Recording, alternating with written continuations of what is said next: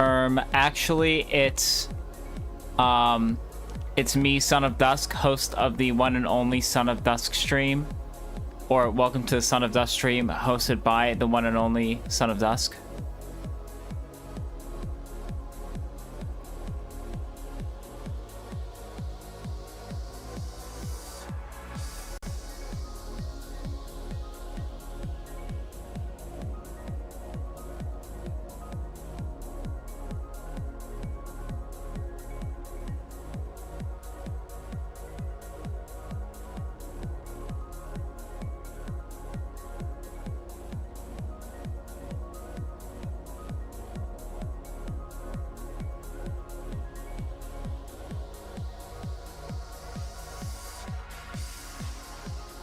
Yeah, I saw there's a lot happening with this whole he who shall not be named. I mean, am I gonna get banned for mentioning his name? Probably not, but I don't know, man. Things are crazy nowadays.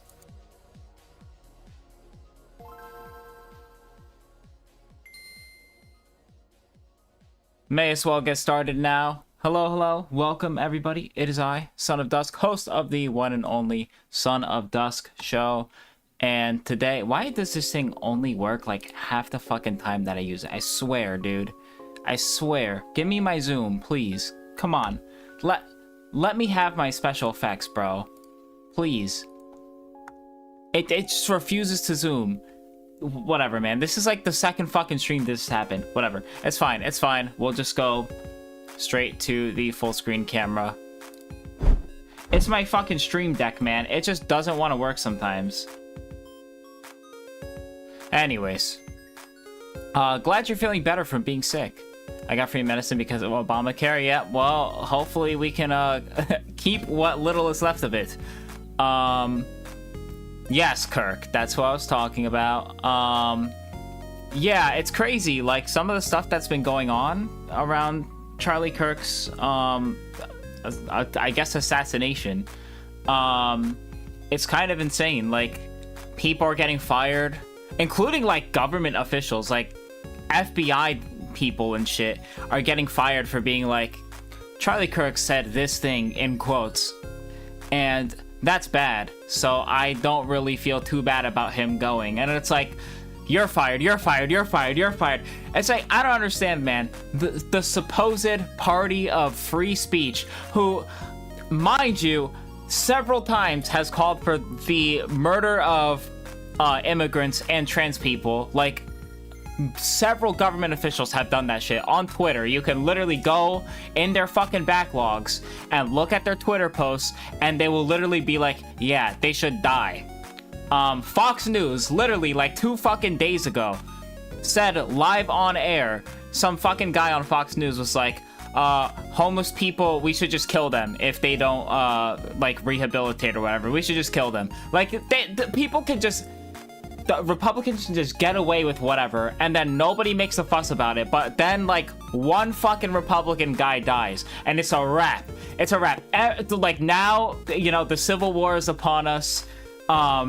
Everybody who dissents against the Republican Party and Charlie Kirk, we're all going to jail or we're all getting murdered. That's just it. That's just it. But then an infinite number of left-leaning people can be threatened or killed, and it doesn't matter. You could have the fucking the leftist meat grinder ready, and nobody would make a fuss about it, except for, of course, the lefty. But like all the mainstream media, nobody's gonna fucking talk about it. You know, the day Charlie Kirk got assassinated, there was a fucking shooting that happened. I bet you didn't fucking know that there was a separate shooting that happened that killed like 5 people, and nobody talked about it.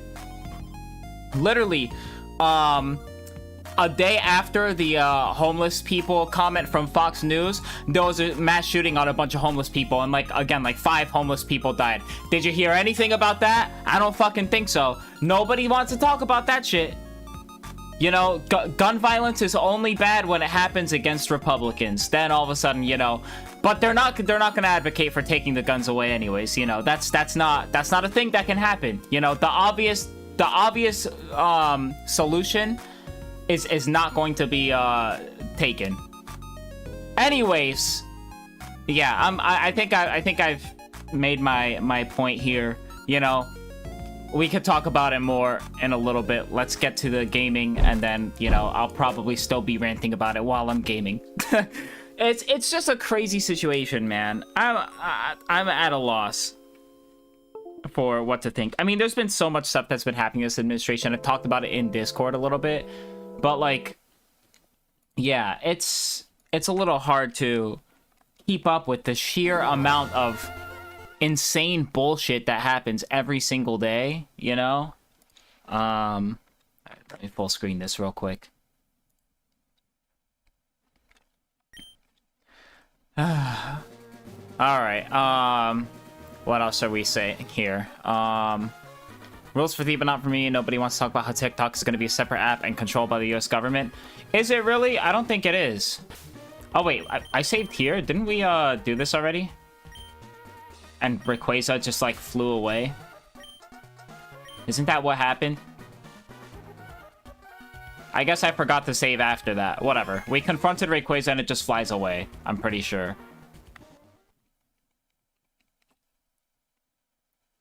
I'd rather not live in a far-right wonderland. Oh, wonderland! That's generous. That's a generous phrasing, buddy.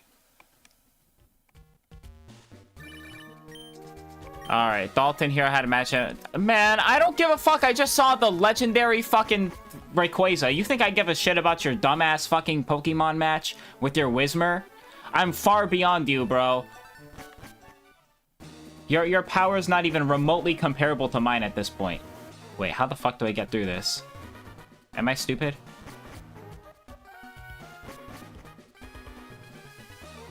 Am I stupid or am I dumb? What's going on here? Is there not, like, another way to get out of here? We did this already? I know, that's what I'm saying, like... I know we did this already. Ah, fuck, there's... Okay, you know what? Fly? Oh! We could just fly. I think you're right, actually. Did you forget to save? I think I did. Yeah, it's fine. It's fine. I mean, it's not like we got that much farther after this. I think all we did was, like, go back. And, like, you know, they were like, oh my god, you saved us. Yeah. We have to face the gym now. After this part, come back here to get Rayquaza. Am I stupid? Oh, okay, yeah. That's when this stuff happens. How do I fast forward again? It's like... There we go. Yeah, let's fast forward through all this. Whee! Okay, we're good. Alright, you can go home now. Clear the way for me. Yes, the important hero. That's me.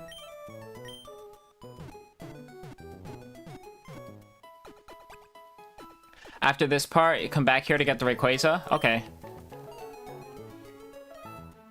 Okay. Nothing really, too much that we had to do that we had already done, you know? Oh, wait, these people are still blocking the gym? Bitch, you better let... Dusk. The leaders of Team Magmon Aqua. I don't think they meant harm. It wouldn't hurt to hear what they have to say for themselves. Whatever. Kyogre and Groudon both flew off to who knows where. The weather in Hoenn has returned to its normal state. Haha. Maybe what we were trying to do was something small, even meaningless to Pokemon. Okay, wow. Insightful. Thank you, buddy. So, the super ancient Pokemon weren't only Groudon and Kyogre. After all our fruitless scheming and frantic efforts, that one Pokemon's simple action puts everything right again, as if nothing had happened. What is with you fucking laughing, both of you? So strange. Dusk, my eyes didn't deceive me. Thanks to your help, Satopolis, no, all of Hoenn was saved. On behalf of the people, I thank you. This is a gift from me. Please accept it. Oh my god, it's Waterfall! You laugh like that too? I don't know about that. Not when, like, our world is almost destroyed. I don't do that shit. What are you talking about? What the fuck are you talking about, bro? Fuck you! That hidden machine contains waterfall. Wow! If you have the Rain Badge, a Pokemon that has learned that HM can force its way up waterfalls. And where does one get the Rain Badge? You know, don't you? That's right, you have to beat the suit. Okay. I can't believe they forced China to sell to Trump's friends so they can make more money. Wait, what are you talking about? Did I not hear about that? There's so much fucking going on, man. I'm sorry. It's hard to keep up with everything, bro. Oh, that's what I wanted to do. I wanted to teach Waterfall to... Oh shit, I don't have Mew with me. I have my actual team. Whatever, we'll get Mew the HM slave later. Ah, shit. We gotta go through ice puzzles. I don't want to do this garbage. Alright, so it's a water type gym leader. Alright. It's your time to shine, buddy. Who's got the, Okay, you have EXP share, you're level 45. I'm gonna take that shit away from you.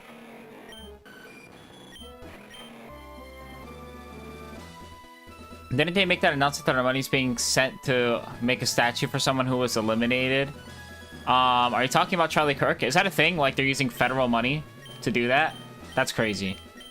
I mean, man, there's so much stuff that I could be bringing up, too. Like, it's just too much, man. It's too much. There's, like, the, like, in the beginning of Trump's term, he had, like, that press conference that he, like, live streamed with, like, those random-ass billionaires.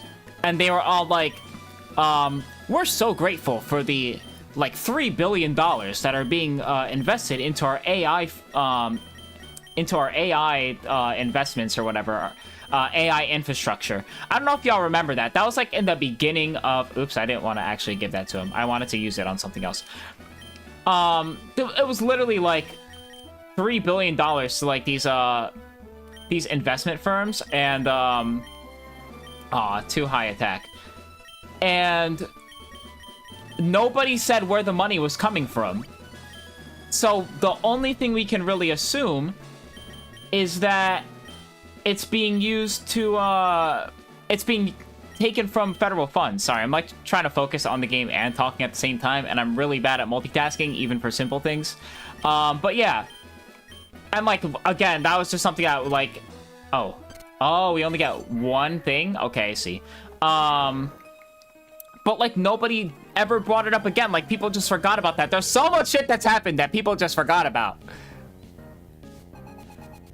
I'm sorry, but how are we supposed to act normal about any of this? I don't think we can, but like, what's the expectation, man? Like, you know, it's crazy out there. That's it, you know. What do we expect it to do?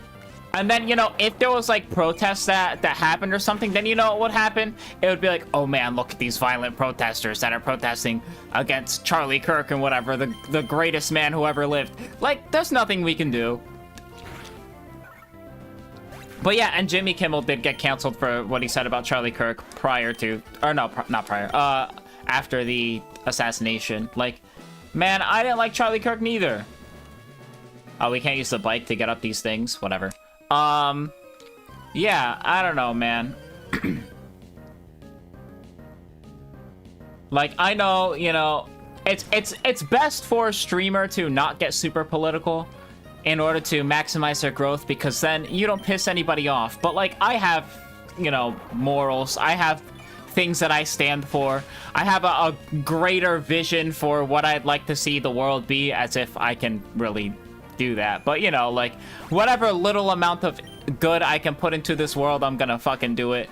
Yeah, I gotta be honest. I gotta advocate for the things that I believe in. And I also don't want my community to be a bunch of like, you know, right-wing dipshits. How do I... Okay, actually, how do I do this? How do I do this?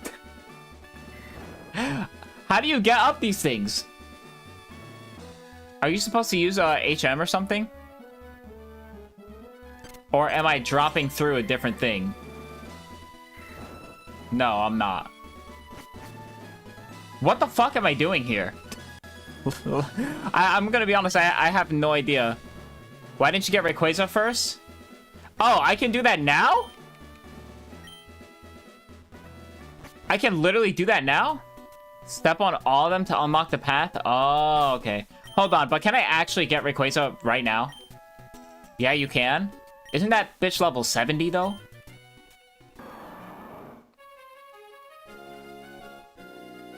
Ah, shit. Whatever. I don't have dive, neither. Master Ball that hoe? I guess. Sure. Yeah, we can do that. Wait, why'd I go in here? Where is it again? You're the master? I am. You're right. You're right. What am I afraid of?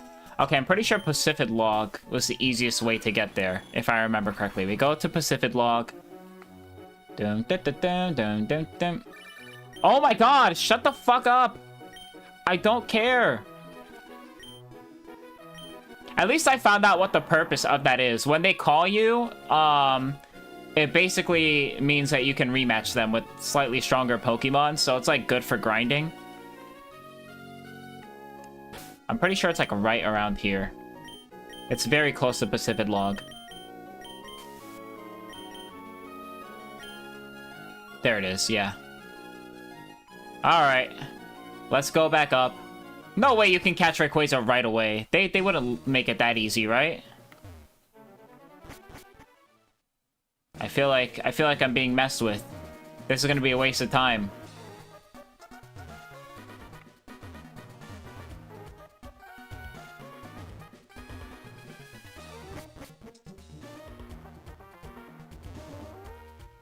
Suck my freaking wiener, dude. Alright, whatever. Texas really banning anime? Is that true? No shot. That's... That's really funny. You gotta use bike? Yeah, I know I'm using the bike. I was using the fucking bike and I messed up right there, okay? You saw me whip out the bike, alright? I'm whipping it out. Ha! Alright.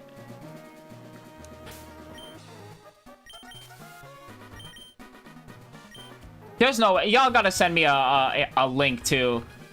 You know, you gotta cite your sources, alright? Texas banning anime? There's no shot. Ah! I don't believe it. Now, the US government is actually considering, wait. Yeah, I went down the wrong path, whoops. The US government is actually having a, hearing, on whether they should ban Discord or not. Fuck off, man. Am I going the wrong way? No, I'm not. They're trying? Oh, my lord.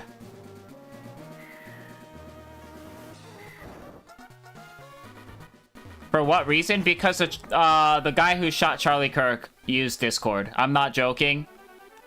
He used Discord, and that's why they're doing it. Discord, Reddit, and Twitch. And the interesting thing is, the guy did not bring up Twitch at all in his manifesto or whatever for why he shot Charlie Kirk. If that isn't the biggest load of bullshit, man. Come on, I literally made it. Ugh, whatever. But yeah, Twitch was not on the list of things that like he used. But I think the reason why they're banning Twitch is because, like, I don't know, there's like Hassan is on it or something. I don't know, like, what else would they be banning Twitch for? You know? But yeah, Discord and Reddit are potentially on the chopping block for regulations. Oh, we can actually face Rayquaza. Holy shit. Reddit is a red pill paradise after 4chan shutdown? Nah, Reddit has a healthy balance between Nazis and woke ass bitches. Yeah. there's a healthy balance. There's like Nazi subs. Oh, this Rayquaza design goes hard though. Yeah, but there's like Nazi subs, and then there's like hardcore lefty subs. So, I mean, there's a healthy balance, I think. Yeah, we're just gonna use a Master Ball here. Fuck it. Let's not waste any time.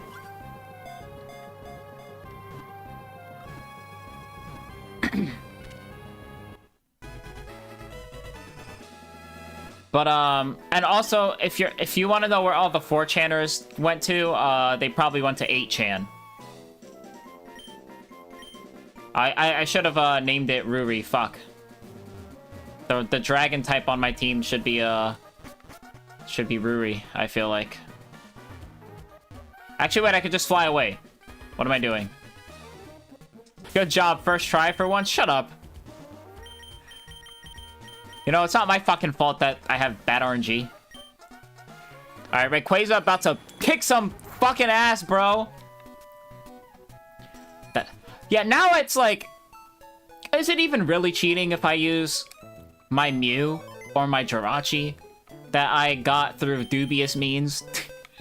You know, like level 40? Bitch, I have a level 70 Rayquaza now that I obtained legitimately. Just because the game lets you do that for some reason. But yeah, I could use Jirachi over Skarmory. And Jirachi's not even explicitly better than Skarmory. Skarmory is low-key, like, one of the best Pokemon in this generation. Like, what would I do with Jirachi? I'd give it, like, Psychic, Calm Mind, Wish, and, like, some other move. Maybe, like, Thunderbolt or something. I don't know. To hit opposing Skarmory. Because I'm pretty sure the Steel-type Elite Four guy has Skarmory. Actually, no, isn't Steven the champion? But then I heard he wasn't the champion in this game. Because Wallace isn't the gym leader here. Scizor is not good in Gen 3, which is upsetting because Scizor is one of my favorite Pokemon, but Scizor is objectively worse than Skarmory in almost every single way. Swords Dance is like the only thing that it gets, and even then, Skarmory gets Swords Dance! Actually, does Skarmory get Swords Dance this generation? I don't know. Pretty sure it gets Swords Dance, though. See, this might be a little unfair. But it's also level 41, and I have a Rayquaza! I don't know, man. This guy low-key sucks until, like, level 50. Mew is just my HM slave. There's nothing else to say. It's just an HM slave. I can use Waterfall on it now. Dive, Waterfall. Yeah, that's it.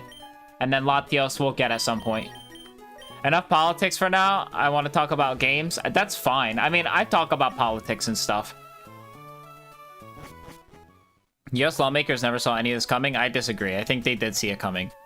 They just don't care. I mean, most of the lawmakers are in Trump's pocket now, so...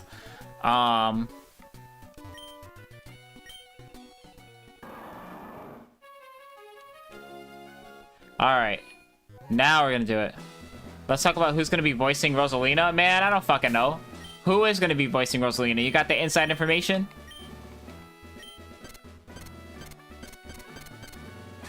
Ah, so you do have to do that. Got it. Alright, I can do this. Watch this.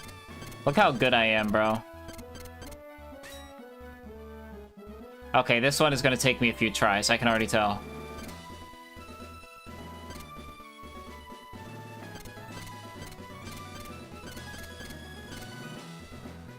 Okay.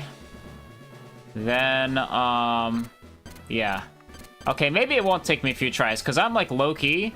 Oh my god, I'm crazy. Oh my god, you would think after all the struggling I've done on all the other fucking puzzles, I would have had more trouble. I fucking breezed through this. This was nothing. Pathetic. Y'all fucking thought, man. This was the easiest shit ever. Kevin Hart will voice Rosalina? Shut up. Could you fucking imagine? Let me ask you, did you know? Ah, I should not be so coy.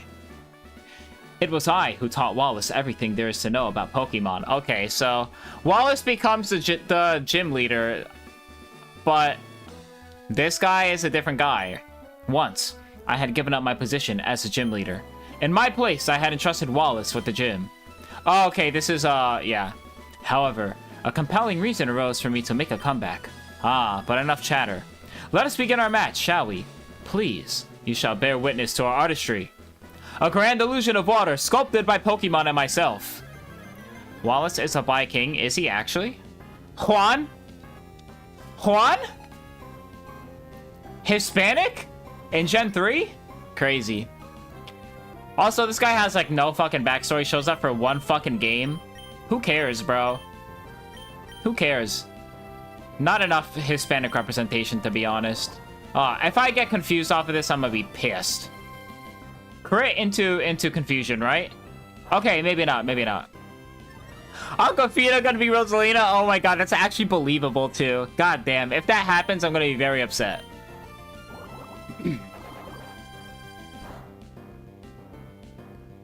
There's the confusion. I knew it was coming. Aquafina, man.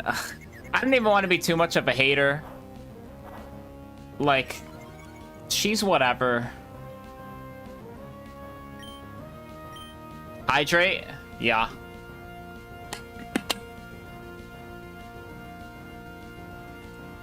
Huh, my thingy didn't show up. Hold on. Yeah, what's going on? What's going on, Twitch? Show my rewards redemptions. Oh, it did? Okay, I just didn't fucking hear it then. I think that was a joke. Yeah, I know it was a joke. It just didn't make a sound. I think it's because this shit is way too loud. This game is so goddamn loud. It like drowns out the sound, I swear. No, it's up here. Yellow flute. Bam. They gotta have Rosalina sound a little deeper than Peach's. Yeah. I guess. Oh my god, the fucking strategy for the stupid ass AI is literally just confused me. Yeah, I guess Rosalina... I don't know if she's actually older than Peach, but she kind of seems like it. Also, why is a gym leader using a love disc? Harry Crews is crazy. I don't know. Who might they put? Oh, wow. That was a one-shot? Okay. Alright, Celio about to get freaking wrecked right now. I don't know, bulk up one more time. Terry Crews as Luma, you mean? Who's Lubba? Aurora Beam, and it missed! Blessed. Alright, Mach Punch for the one-shot. I forgot that it's part Ice type. Whoops. I could have one-shotted that thing even without the bulk up.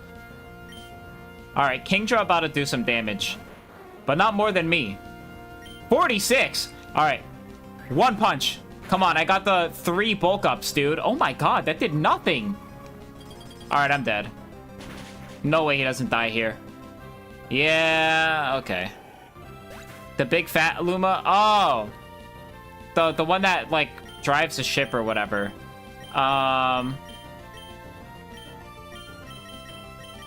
Alright, you know what? Fuck it. Go! My god!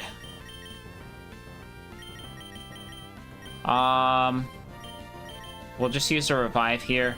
Bro really had to send out his ace right away. I should have fucking +4 bulk up. Or not +4. Plus, 70 billion. Look at that. Ice Beam, not even doing half, bro.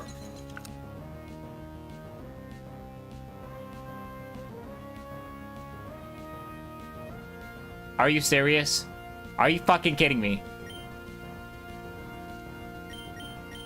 That's, you know, I'm not surprised. Oh, boo-hoo. Shut your fucking yap, okay? If you've been with the stream for this entire time, you would know my RNG playing this game has been fucking atrocious.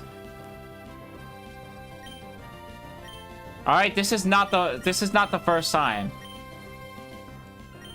All right, outrage for the one shot. Suck my freaking wiener, bro. Yeah. How do you like that?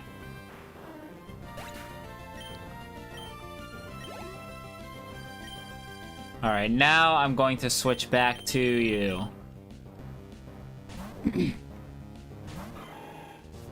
Yeah. All right, Wish Cash about to get freaking blown up right now by this Giga Drain. Snoop Dogg as Piranha Plant. I mean, it would kind of make sense, but I don't know. I've liked Snoop Dogg less over time, but it would be funny. It would be a funny thing.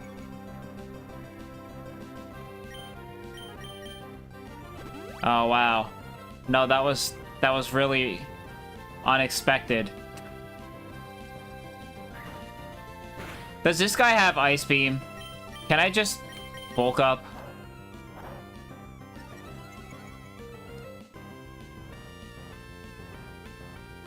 Rain Dance? That's fine.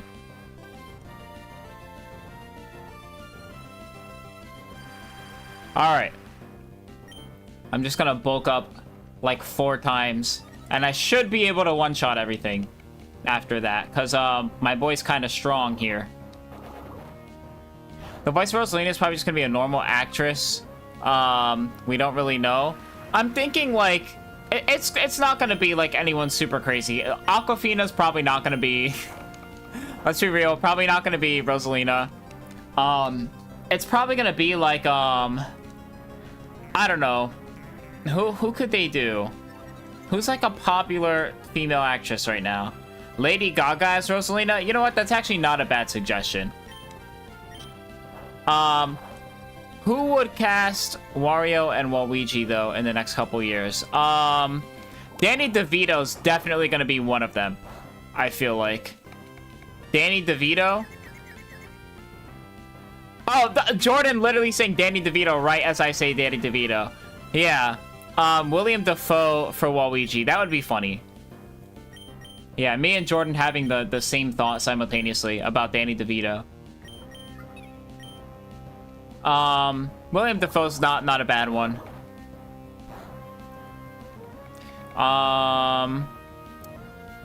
Let me think. Yeah, I don't know. I don't know if I have anything better than that. I definitely think Danny DeVito. But, who's like a silly, evil guy? Oh my fucking god, you gotta be shitting me.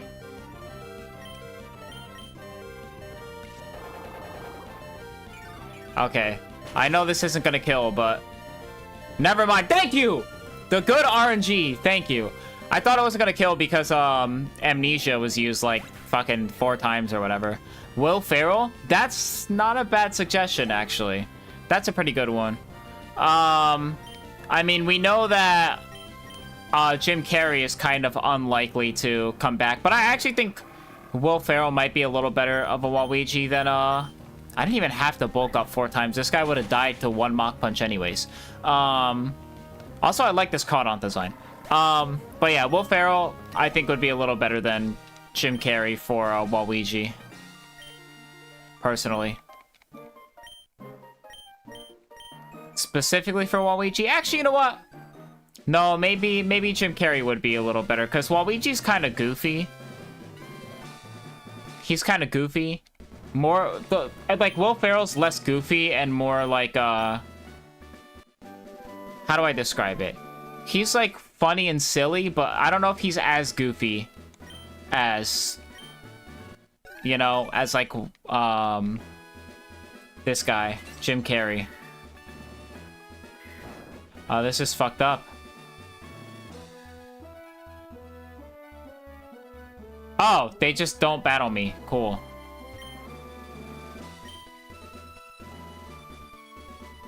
That's kind of funny. They just don't even bother. They're like, yeah, you beat the gym leader. I don't care. Get Keanu Reeves, that way he's in that and Sonic. I mean, technically, Jim Carrey would also be somebody who's in both movies, but, I don't know. Like, who's he gonna play? Keanu Reeves is like the stoic fucking badass or whatever. There's no stoic badass characters in Mario. You know what I mean? Like, who's gonna do that? What other Mario character needs a voice? I don't know, Pauline, maybe? You would have to pull up, like, side villains, to get, Keanu Reeves on, you know what I mean? Like, some like, side villain that's, like, very threatening and scary. I don't know, but, like, how many of those are in Mario? There's more of those in Kirby. Like, straight up. Alright, let me see some real quick.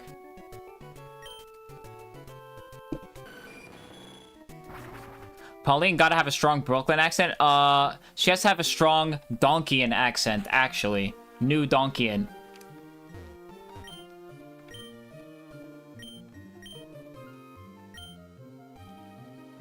Alright, I mean, any, like, Italian actress would be good for Pauline.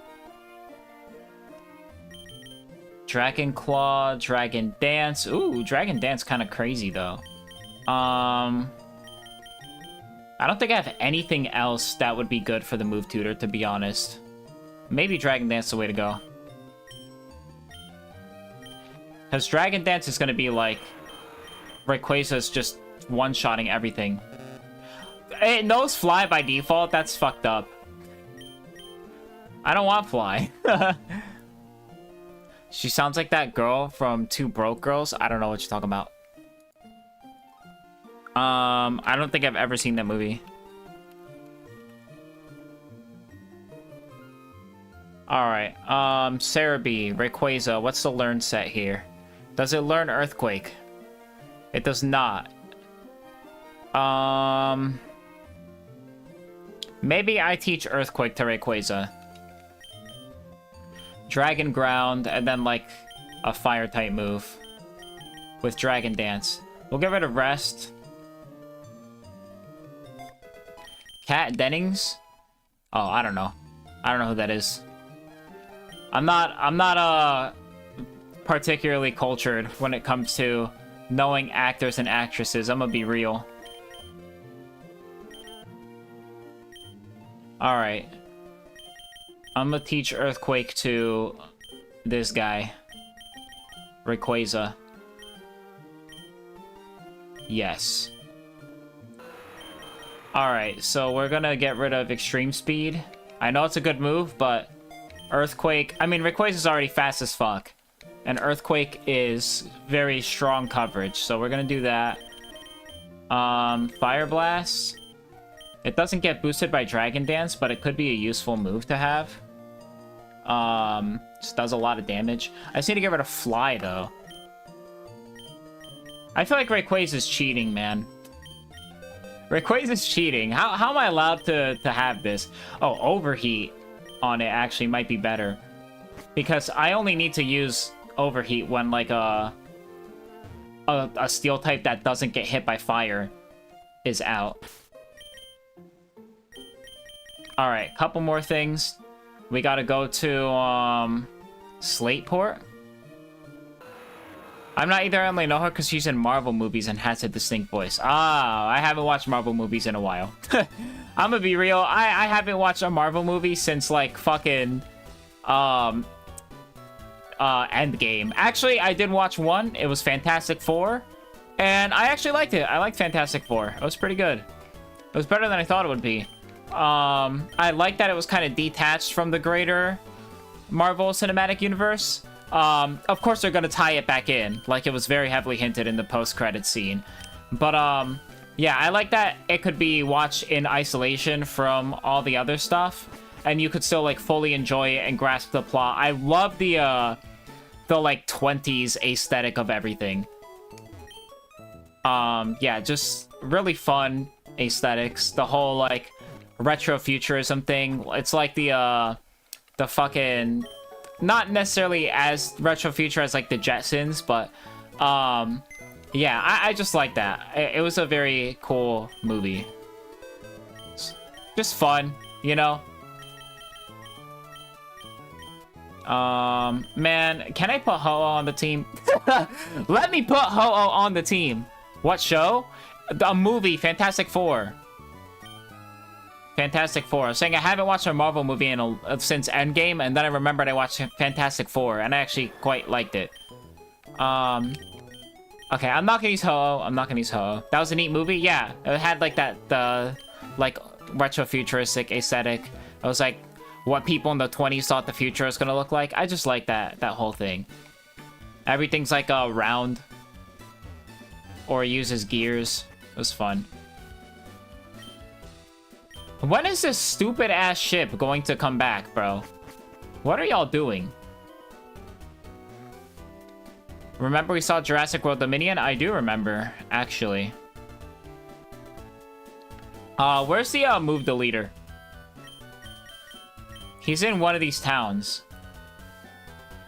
I want to say it's Lily Cove, but I actually don't remember. Or is it in Moss Deep? Was a move deleter in Moss Deep? Lily Cove. Damn it. Ugh, I know it's one of those two. Alright, we're flying. We're flying over there to get rid of Fly, and we're putting Overheat on. And it's gonna go crazy. Rayquaza's gonna kill everything. It was enjoyable. Not great or anything. The, what do you call it? Fantastic Four or, this guy? This guy. What? Why am I having a brain fart? Jurassic World. Jurassic World? Okay, yeah. Yeah, it was fine. It was like a fun turn your brain off movie. Okay, where is this move deleter at? Up here, right? This is him? Yeah.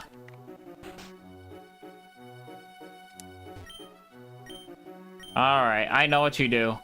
Delete Fly, please. Alright, I just want it on Senshi. Because it actually serves a purpose there. Fly does not serve a purpose here. Dragon is already really fucking good.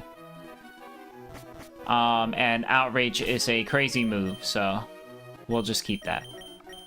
Technically, I guess Flying and Ground is also really good, but in Gen 3 especially, Dragon Ground is so fucking good. Alright, now we're gonna do this. And we're gonna teach you... Wait, did I Fire Blast? No, I want Overheat. Yeah, 120-85 compared to 140-90. The thing is, Overheat halves your special attack, but this is the only special attacking move that I have, and I'm only gonna need to use it on, like, a Skarmory or something, so... Yeah. Technically, I guess I could have just kept the rest on it, so it can, like, heal up. But I would rather it just, like, Dragon Dance and then, like, destroy everything after a couple Dragon Dances. Yeah. This looks good. Alright. Bulk Up, Mach Punch, Giga Drain, Stun Spore. This is fine, I guess. Kind of want to get rid of Stun Spore now. I mean, it's useful, but I want, like, another physical attack instead of Stun Spore. I feel like all I have to bulk up is fucking Mach Punch, which is a good move. But, yeah, I need more. Stabilize, fine. Cut kind of sucks. I could just give that to Mew, but, like, what else am I gonna put on Sableye? I already have Shadow Ball Brick Break. That's about as good as it gets, I think. Ghost Fighting with Fake Out. You know, not bad. Flamethrower, Dig, Rock Smash, Strength. Yeah, not gonna get much better. Move pool on this guy kind of sucks ass. I could learn Earthquake, but I don't have another Earthquake TM, so... and Strength is just a decently strong attack. I know it's also, like, HM Slave stuff, but... Again, what would I be replacing that with? The move pool is pretty slim on this guy. Unless I can get the Elemental Punches. Felt like it was written by AI during a writer's strike, to be honest. What, Jurassic World? Surf Dig, Ice Beam Rest, literally perfect. Wouldn't change anything. Skarmory literally wouldn't change a thing. Fly, Toxic, Spikes, Protect, about as good as it gets. Because see, the strat is use Toxic, and then I can do Protect and Fly and Protect and Fly, and eventually they die, like, no matter what. And then you get extra turns of Toxic off of Fly and Protect, which is very funny. So yeah. Rayquaza, the finisher, that looks great as well. Yeah, wouldn't change anything here. Yeah, looks good. I guess I could put Spikes up first because that's probably the first move that I want to use. Yeah, we're good. It was all very safe and predictable. Yeah, there wasn't anything particularly, like, groundbreaking about it. It was just like a fun, silly, turn your brain off movie. Which is fine, you know, those movies are allowed to exist. Now where am I going? I'm going to Evergrande. I did like the cinematic aspect of the movie and the cinematography. Actually, there was some nice shots. There was like the dinosaurs with like the big ass tails. That was a fun shot. What did I just watch? That was interesting. I'm trying to remember. Oh, I've been watching the Star Wars movies for the first time in my life. And you know what? I'm on the final trilogy. And I mean, I know they got a lot of hate. I'm gonna be honest, I don't see where the hate comes from. Like, I really genuinely don't. Like, am I crazy? Or like, I haven't watched the last one yet. Maybe the last one sucks major ass, but like the second one got a lot of hate. And I thought it was pretty good. I really, really liked the Return of the Jedi. Oh, wait, no, I don't want to teach you Dive. Why the fuck would I want to do that? No, I need Waterfall. And I'm not teaching it to Rayquaza. I'm teaching it to you. My HM slave. But yeah, I don't know if y'all watch Star Wars, but yeah, I don't know. Episode 6? That's the 2015 one, right? I thought it was really good, personally. Like, I got no complaints about it. Like, the first trilogy, like, I feel like it kind of shows its age a little bit, which, you know, I'm sure a lot of people will murder me for that. But, you know, I mean, it hasn't aged super gracefully in terms specifically on its effects. And also, the first movie was like all these people's like first time acting in a major movie. And like, it was a film that like the fucking studios did not have faith in. It was like an unexpected breakthrough success. So there wasn't quite as much, you know, like the budget was not super high for that movie, and they ended up going over budget. There's like some moments where the acting's a little awkward, and yeah, the practical effects, they were working with what they had, and I respect that. But I think the first movie in particular has some parts that look a little dated. My problem with the new trilogy is that it feels very incoherent. I thought the first one was very good. The second one, I thought was fine, as well. Visually, it was great.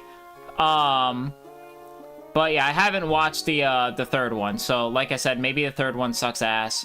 But where the fuck am I? Is this only just for secret bases? I don't care about this right now. I'm sorry.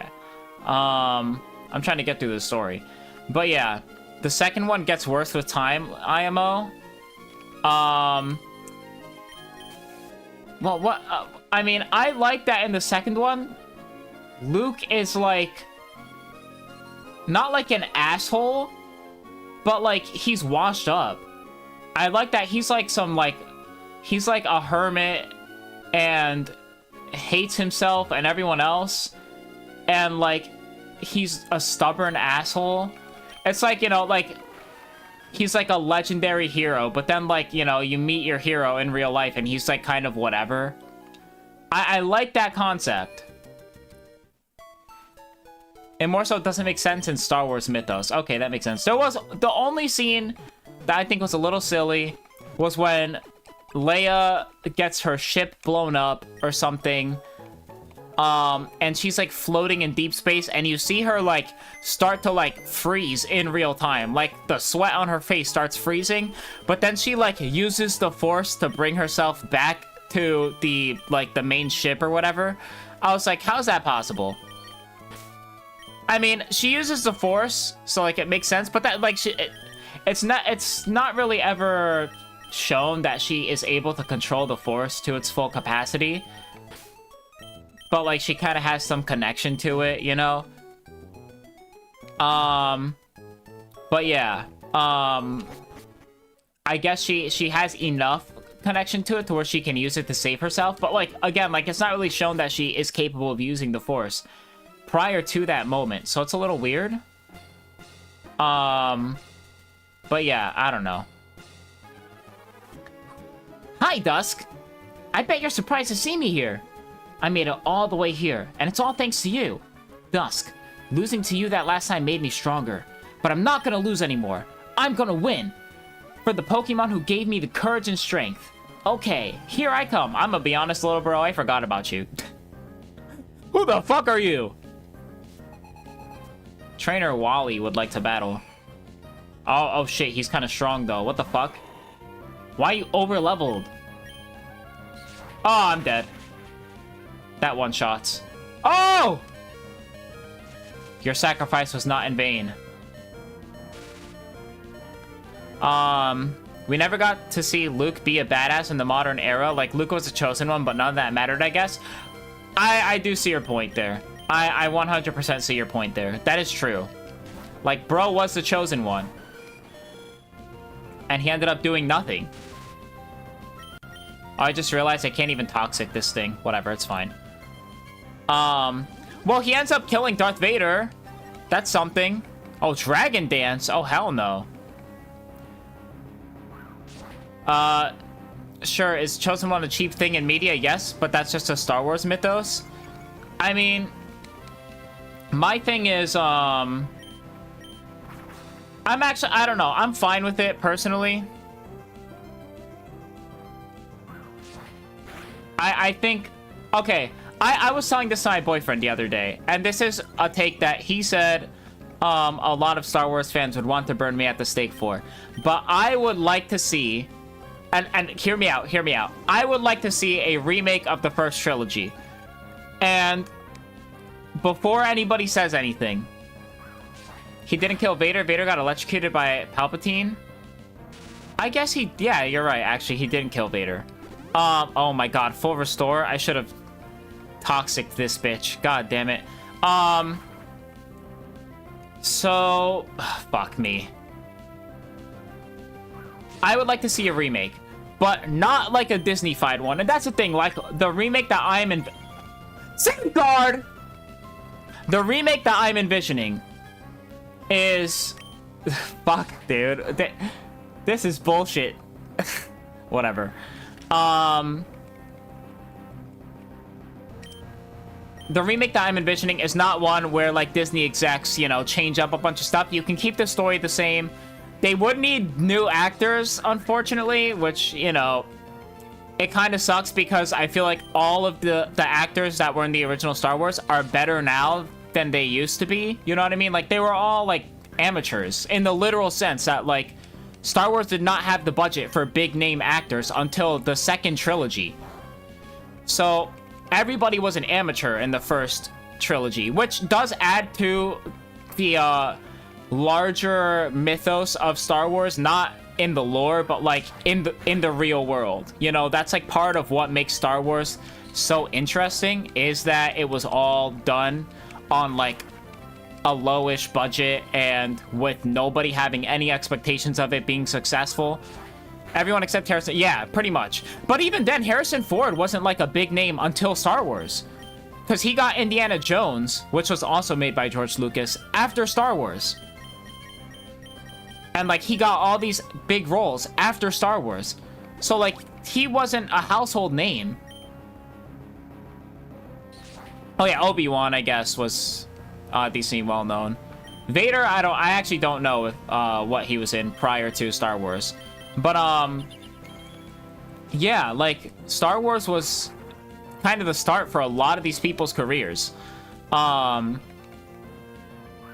So that does make it more impressive, but it would be cool to see them now as, like, professional, storied actors, you know, doing their thing. And playing these characters that they have played for, like, several decades now, but with more experience. But, you know, that's not physically possible. They can't even bring Vader back anymore. They would need a new voice. I guess they would, right? Yeah, he passed away last year. Yeah, it sucks. Like, they would need a whole new cast if they were to remake the Star Wars movies. But I would like to see a remake of the Star Wars movies with modern cinematography. Because if one thing is for sure, the 2 movies that I watched in the trilogy so far had some great cinematography, some amazing shots. I was like, damn. There's like the shot of the one stormtrooper, what's his name, Finn, where like he gets blood on his mask and whatever. That was pretty sick. There's a few shots of Kylo Ren where like he looks like actually kind of fucking intimidating in the mask. There's the shot of what's his name,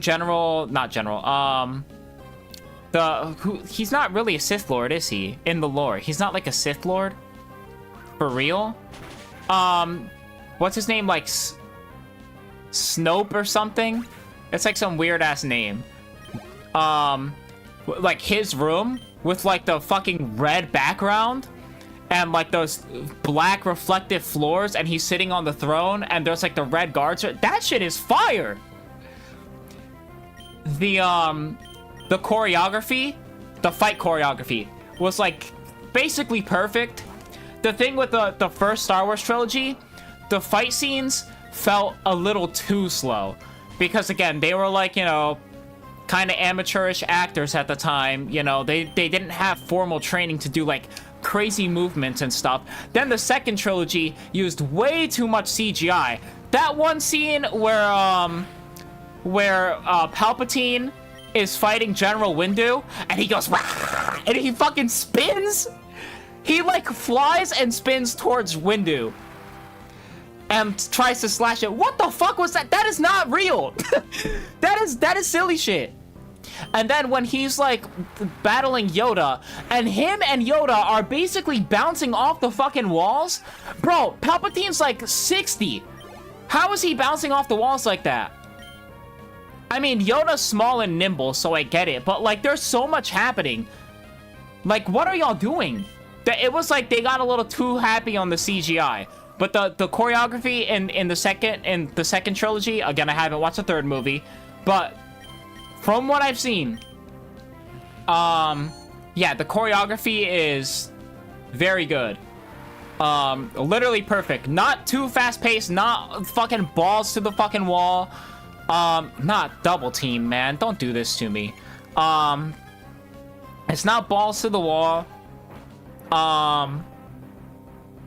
It's just right. It's perfect. Please hit. Yes, thank you. I think that kills. Oh, suck my dick, dude. And the future sight hits. I timed my dig wrong. The sound was hard as fuck. Which one?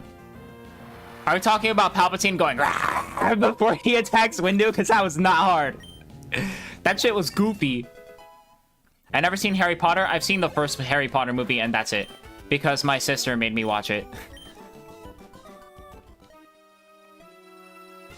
I couldn't beat you today, Dusk. But one of these days, I'll catch up to you. Alright, have fun. Yes, that sound was silly as shit. That was so goofy. That was so goofy. That was in the final movie of the trilogy, if I remember correctly. But yeah. I mean, they're cool movies, though. You know, I like the Star Wars movies so far. I think the second trilogy is the worst by far. Easily. the second trilogy is the worst, without a doubt. You need Flash for this cave, I think? Well, shit. I guess I can use, I don't know. I can teach Flash to BABYYY. I'll have to get rid of Cut, though. When's the last time we got a bunch of movies meant to be a trilogy? I don't know. The thing is, it's too risky for film studios.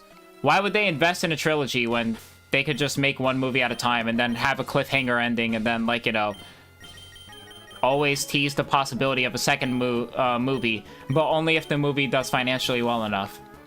That's just so much easier.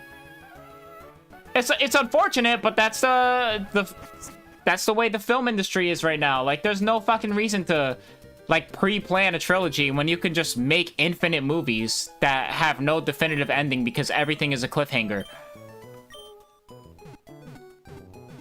I guess Dune? Yeah, but Dune is already an established IP, so it's a little easier to do that with. Also, it has books. But yeah. I mean, it's... Yeah. It is what it is, I guess.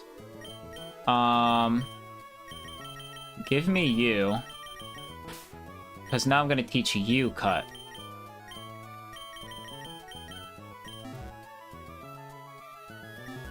Demon Slayer is going crazy in theaters. The biggest box opening for a foreign film ever? Really? Box opening like they're doing YouTube videos. Box office opening. Yeah, you know what? Actually, let me just teach Cut now. My beautiful HM slave.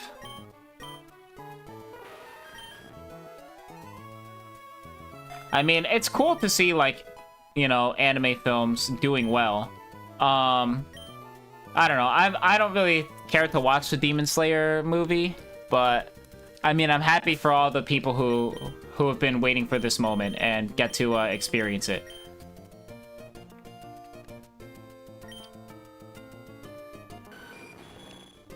Why is Flash in HM? That shit is so unnecessary.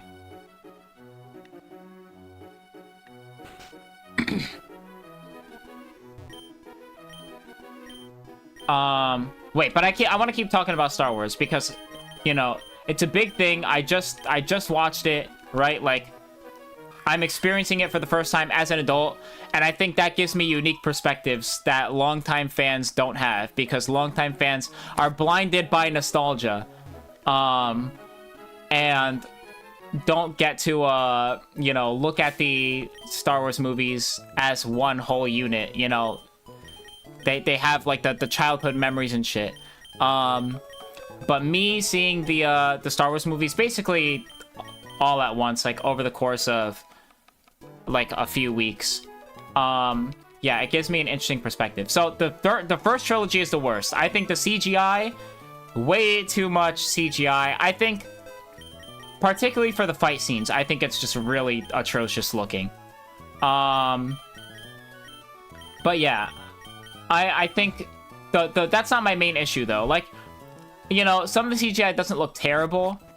I actually think CGI Yoda looks better than Puppet Yoda, you know, fight me. But, yeah, the movements being smoother just makes it look a little more natural than, like, you know, him being a literal puppet. The prequels, yes. The second trilogy, the prequels, whatever you want to call... Did I just cheat? Oh, shit. That's right, because okay, it's really funny. So I can't actually fly over here because I cheated. And it just brings me to the Elite Four. But no, I have to do this fair and square. But yeah, the prequels, I think, are the worst ones. Not because of the CGI. The story is just silly as shit. So the first movie, you know, people hate it because Jar Jar. I think Jar Jar is annoying and he won't shut the fuck up. But to me, the first prequel is a little bit too goofy. I feel like it's very, I guess it's more whimsical, which, you know, could be seen as a positive. You know, there's like, Anakin as a kid, and, you know, he's like racing and stuff, and, you know, he wins the race and he escapes slavery. So it establishes necessary backstory. Wait, no, this is a dead end.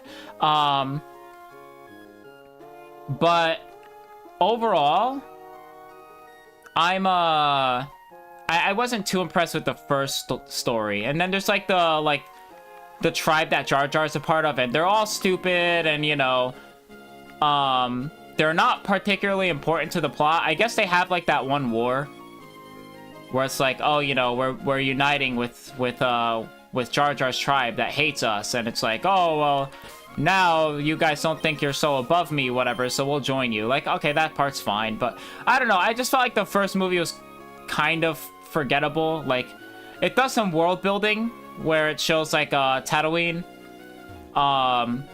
as Luke was growing up in it, which is good. Oh my god, I didn't bring my HM slave with me. God damn it. Oh, I'm so mad. What do I even do here? I have to teach Anya? No. God damn it, I'm so mad. Why aren't you just using Fly? Because Fly takes me to the end of Victory Road, okay? I fucked up. I cheated. I went to Victory Road to do the stupid Pokemon catching hacks and whatever, and it fucked up my Fly now. Now it makes me skip Victory Road, which is like too cheaty, so I have to do this fair and square. Which means I have to, you know, surf over there and shit. Give me this guy. But then the second movie in the trilogy.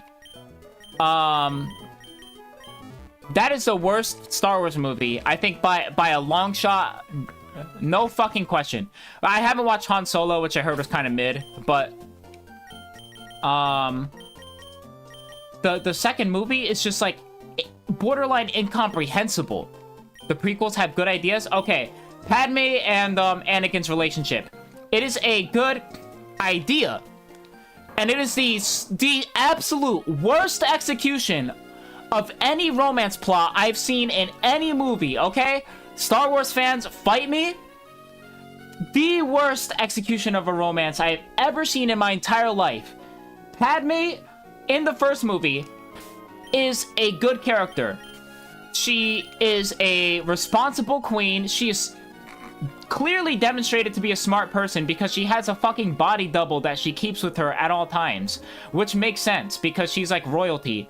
And she doesn't want to, like, you know, get assassinated by the several people who are trying to assassinate her, right? So, you know, she's shown to be smart and respectable.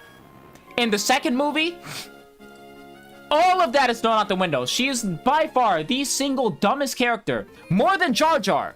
At least Jar Jar is intentionally written to be stupid. But Padme is not written to be stupid. And yet, she is, without a doubt, the dumbest character in the entirety of the movie. The stuff that happens in the second and third movie that involves her is egregiously bad. Okay? The whole thing where, like, Anakin, you know, Anakin finds out his mother dies, right? And he goes and kills the entire, like, sand tribe that kidnapped his mother, including the children.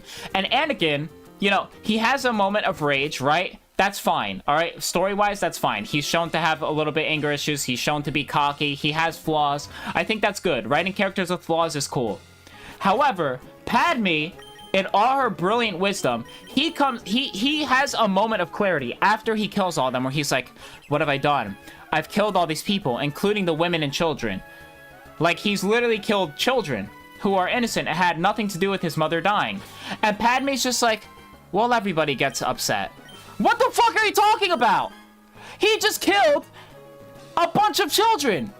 He's having a moment of clarity, and you're being an enabler. You're just an enabler. She's like, well, everybody gets upset.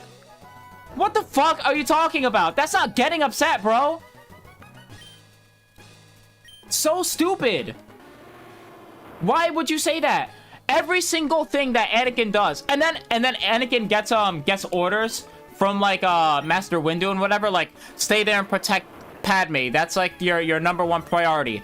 And then, literally, not even a minute later, Padme is like, we're gonna go to Tatooine to see what's happening with your mother. And then he says, no, I was told to stay here, so I'm going to follow my duty as a Jedi. And then she's like, well, you have to protect me, so, and I'm going to see your mother, so you have to come with me if you want to protect me. Every single bad thing that Anakin does is directly enabled by Padme. Like, she is such a stupid and bad character in the second movie. There's, like, more stuff that I'm not thinking of off the top of my head. But I know she does so much stupid, egregious shit. It's actually, like, unbelievable. Like, I was watching it, and I was like, there's no way she's this stupid. Like, there's literally no way. She was not this stupid in the first movie. Or in the first, prequel, whatever.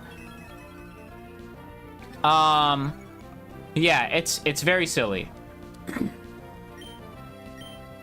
And then in the final movie of the prequel, which is the best movie in the prequel, she dies of sadness?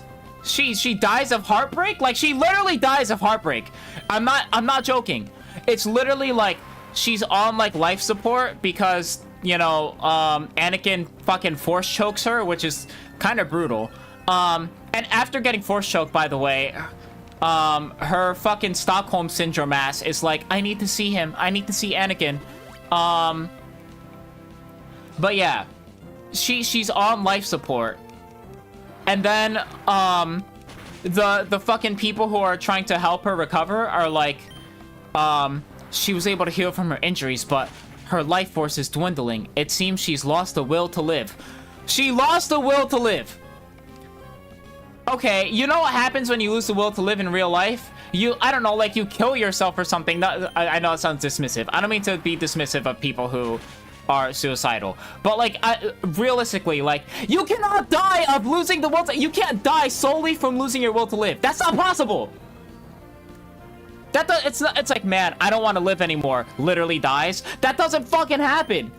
You have to die to die! Something has to happen to you to die.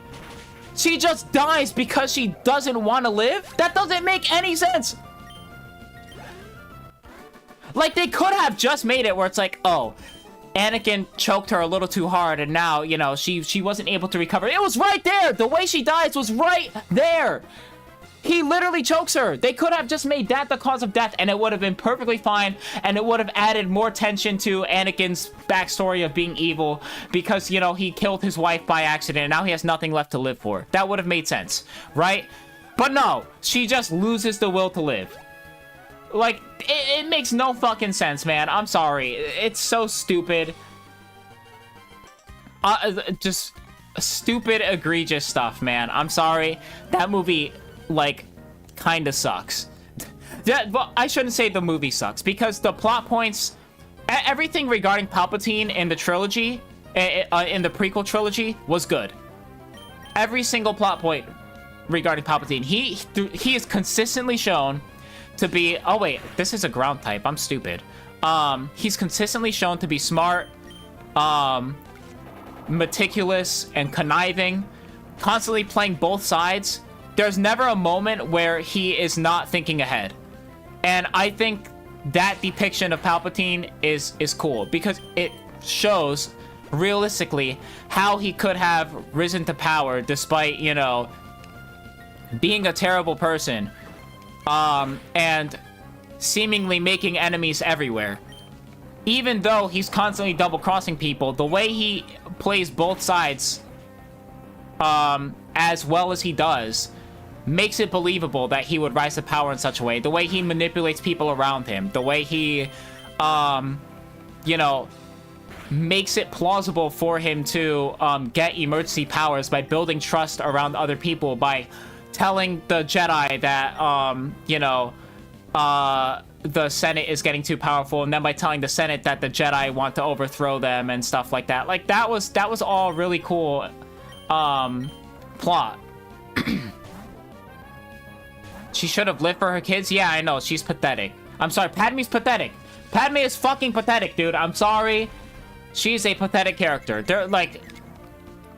She has so few redeeming qualities in that movie, man. Such a stupid character. I'm sorry. Like, She was fine in the first movie. Again, I don't know what the writers were doing with the second movie. Someone said Palpatine just being evil isn't a good plot. He needs motivation for being evil. Like, do y'all not watch Real Politics? He wants power, yeah! It's literally just he wants power. He creates the fucking empire! The motivation is right there. He's a Sith Lord. And he wants power. That's it. It's very plain and simple. It's not hard to understand, man.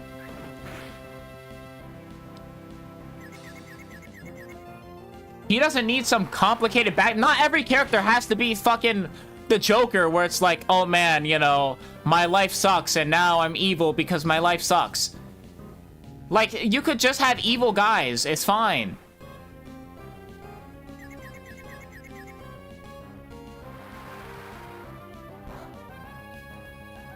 Is this faster than me? Surely not, right?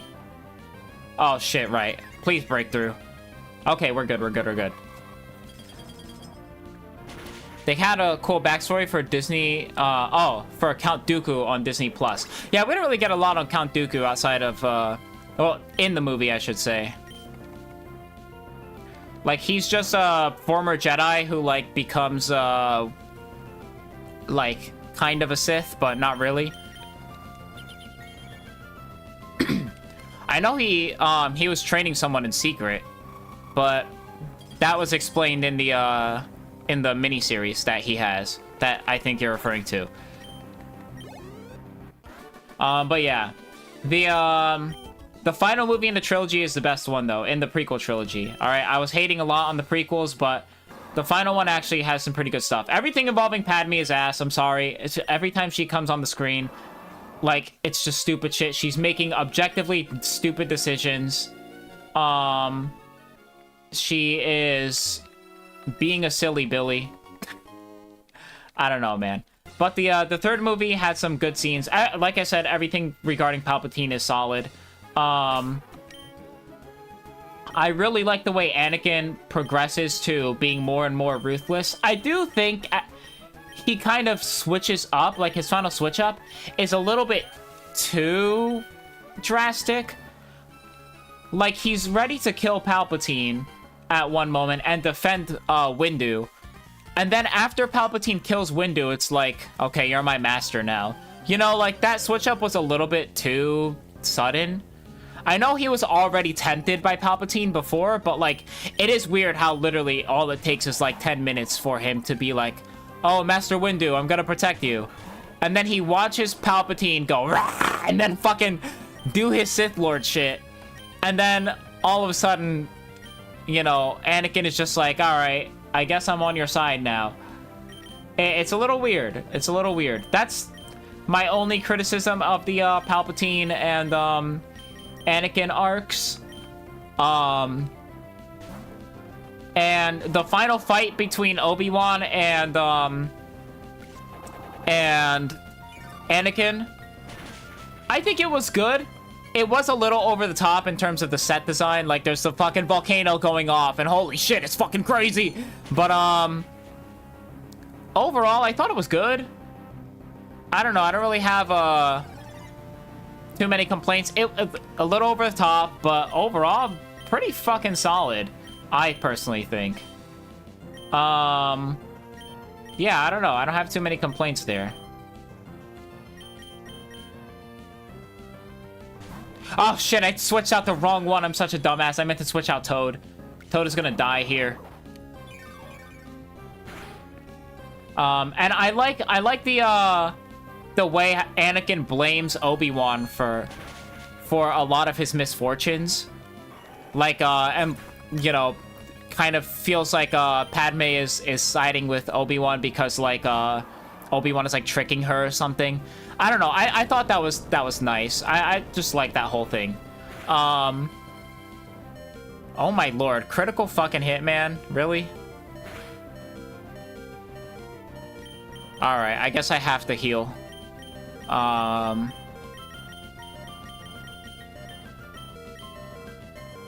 So I have to heal here. Hold up. The ideas were there in the prequels. Probably could have used more than 3 movies. They probably could have used better execution.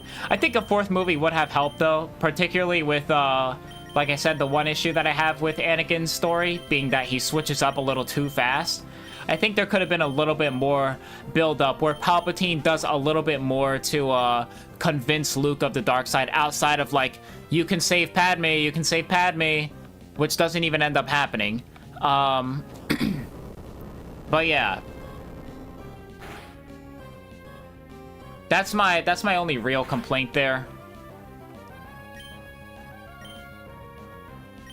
But yeah, I don't know. I thought the final trilogy so far, I felt like it was pretty good. And yeah, I love the visuals in this last trilogy, and I think the story in the first movie was particularly good. The second one was fine. Like I said, I liked the whole thing of Luke not really being that much of a hero, but he does come through in the end. He comes through in the end. But I kind of like that he's a hermit and he's kind of washed up. You know, because keep in mind what you were saying about, like, oh, Luke was the chosen one. He should be, like, more of a hero and stuff, you know. Kind of sucks we don't get to see him in his, you know, older state, like, being a badass. But I actually think that's fine, because the Jedi have been wrong before about who's the chosen one. Anakin was supposed to be the original chosen one who was supposed to restore balance, and he obviously fucking wasn't. That obviously didn't fucking work, you know? Let me actually use dig here. Wait. Yes, and then I'll use protect. I remember seeing that 20 years ago. Damn. When are you gonna watch episode 9? Probably this weekend. Because I've been watching it with my boyfriend, so. But yeah. Oh, okay. I guess Lantern just dies to Earthquake anyways. So much for using dig. Oh, wait. Wait, did Lantern just use Earthquake? What the fuck? Lantern learns Earthquake? Okay, bro. Whatever, man. I'll just use Fly on this. I'm going to a con on the weekend. Hope you have fun. Damn, Lantern survived that? The small one we went to that time? It was fun, though. I like that con. How the fuck does Lantern learn Earthquake? It's a fish. It's just a fish, bro.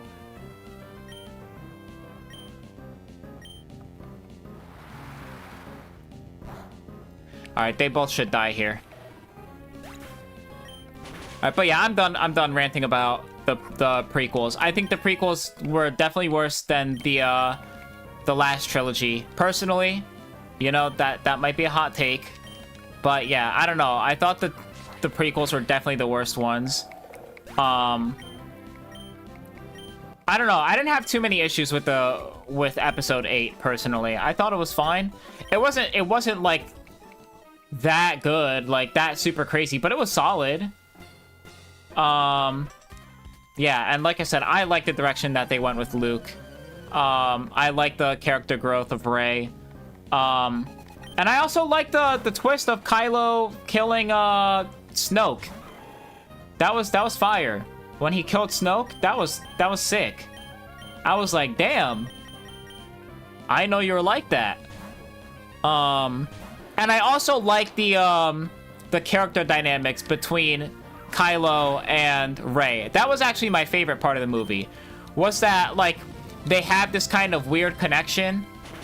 But also that they both expect each other to turn. So, like, Rey is thinking Kylo's going to join the light side. And then Kylo thinks Rey is going to join the dark side. Kylo's motivations never made sense. How so? He wants to kind of build on the family legacy that Vader left behind. He was turned away from the light side mostly because Obi-Wan was like almost going to kill him. It's my least favorite ship. I think the ship, yeah, the ship aspect I don't really care for, but I like the I like the interplay between them trying to turn each other. The ship thing is kind of weird. I will say that doesn't make sense. Cause like, you know, they don't really have too much of a romantic connection. I think the ship between Rey and Finn makes more sense. He just seems like a crybaby. He is. But I like that about him. I kind of like that he's a bitch.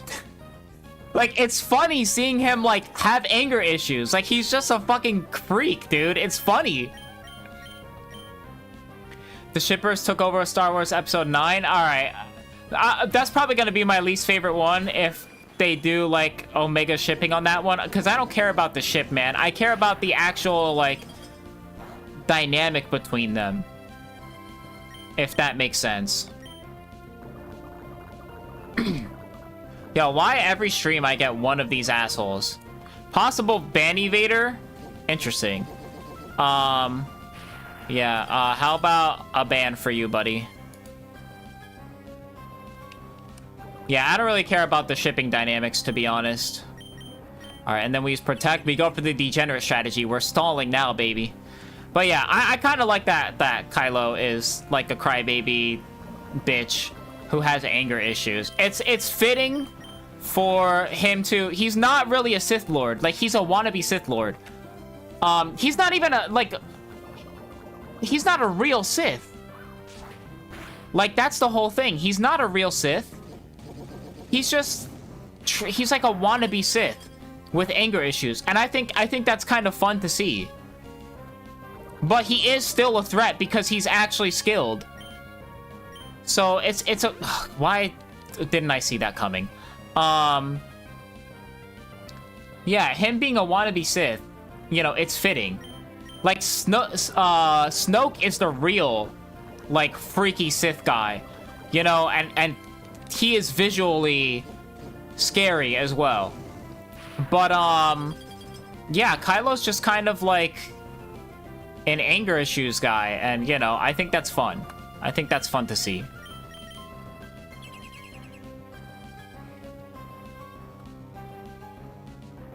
And yeah, the visuals in the movies were really cool. The one planet with like the white layer of sand that like is red underneath, that shit was fire. Like the cinematography in that movie was incredible. And in the first one too, in episode 7. You know I'm a shipper, but it's just bad. Yeah, I believe you. I'll take your word for it. I'll take your word for it. I mean, I have lower expectations for the last one, but the second one did exceed my expectations because I thought it was going to be bad based on what I heard about it. But I didn't think it was bad. I thought it was fine. Not my favorite, but I thought it was pretty good. There was aspects I liked about it. There wasn't anything that I strongly disliked about it. The thing that I disliked the most about it was, basically everything that was happening on the ship. I think a lot of that stuff was more so, like, it was to keep the stakes high, but I don't know. I just thought the execution was kind of meh. It was like... It's not bad, it's just not what the original creator would make, and yeah, that makes sense. But yeah, the whole thing that was happening on the ship with like, oh, you know, the First Order is there, and they're trying to, what do you call it? They're trying to like, wait until they run out of fuel, and they're trying to load their cannons and whatever. The stakes didn't seem like, it was weird. The stakes were high. But, like, I just don't understand why they weren't attacking. Am I missing something? Like, why weren't they just attacking? And then, like, the one pilot guy, like, the whole thing that they did was basically for nothing. Like, that entire point, the ship part was terrible. Like, the entire fucking plot was useless. There was nothing. Because the pilot guy, I forgot what his name was. It was like Pablo or something. It wasn't Pablo, right? I'm just misremembering. But yeah, he has that plan where like, oh, Finn and whoever else it was goes out to sneak onto the First Order ship and, you know, disable the security system and whatever. But like, then it ends up not mattering because they it doesn't fucking work. The one guy betrays them, the code breaker guy, which they spend all this time finding the code breaker guy. All it does is establish a bit of world building where it's like good world building where, like, you know, the rich planet is like full of basically weapons manufacturers that play both sides of the war, where they sell weapons to both the First Order and the Resistance. That aspect of the world building I did like, but like, they find the codebreaker guy, he ends up betraying them in the end. The whole mission is for no fucking reason, and then the one woman who's like leading the ship, the captain, she looks like she's gonna be like the bad person who like has the bad idea and, you know, leaves a bunch of people to die because, like, you know, she's trying to have them all escape, but then they won't be able to escape fast enough, so they just get blown out. But then she ends up being right in the end. So the whole plot was for no fucking reason. Everything that Finn did, everything that Pablo did, it was all for nothing. So that whole ship plot and the whole like we're gonna go and sneak out and, you know, try to take things into our own hands, that whole thing was completely pointless. So that was lame. I didn't like that aspect of the movie. By far the worst part of the movie. But all the stuff with Luke and Rey and Kylo, I thought that was all fun. Can you go down a waterfall without having waterfall? Apparently you can. That's good. By the end of the trilogy, it feels like nobody really connected with each other as a group, so when they're all together, it feels shallow because they've hardly even been friends. They don't spend enough time with each other. Actually, Rey really doesn't spend a lot of time with any of the cast. She's with Luke for an entire movie. Oh, and man, in the first movie of the new trilogy, the episode 7, whatever, dude, when Kylo kills Han Solo, that was cold. I love the way that played out. That was one of my favorite parts of the movie. That shit was cold. I was like, God damn. Like, no remorse. The I know what I need to do, but I don't know if I have the strength to do it. And it turns out he's actually referring to killing his dad and not turning. Dude, that was so cold. Am I lost? I think I'm lost. Yeah, that shit was cold. I know Kylo seems like a crybaby bitch, but like, that was sick. All-time meme? Was that a meme? I thought it was actually good. I don't know. Am I in the minority for thinking that? Because I thought that was actually really sick. I think I'm supposed to go up that ladder that was up there.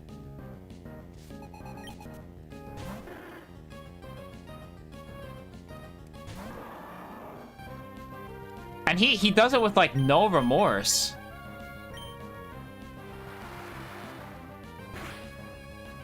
I'm assuming you meant to say no, it wasn't, but it's still a meme. I don't know. I thought it was good. He just stabs him, bro. Like, straight through the chest. Like, I wasn't expecting it to play out like that. I mean, I thought he had ulterior motives. Like, I thought he was lying about... Like, I know what I need to do, but I don't know if I have the strength to do it. I thought he was referring to, you know, joining the Jedi again and, you know, being a force for good. But I thought he had ulterior motives and he was going to double cross them.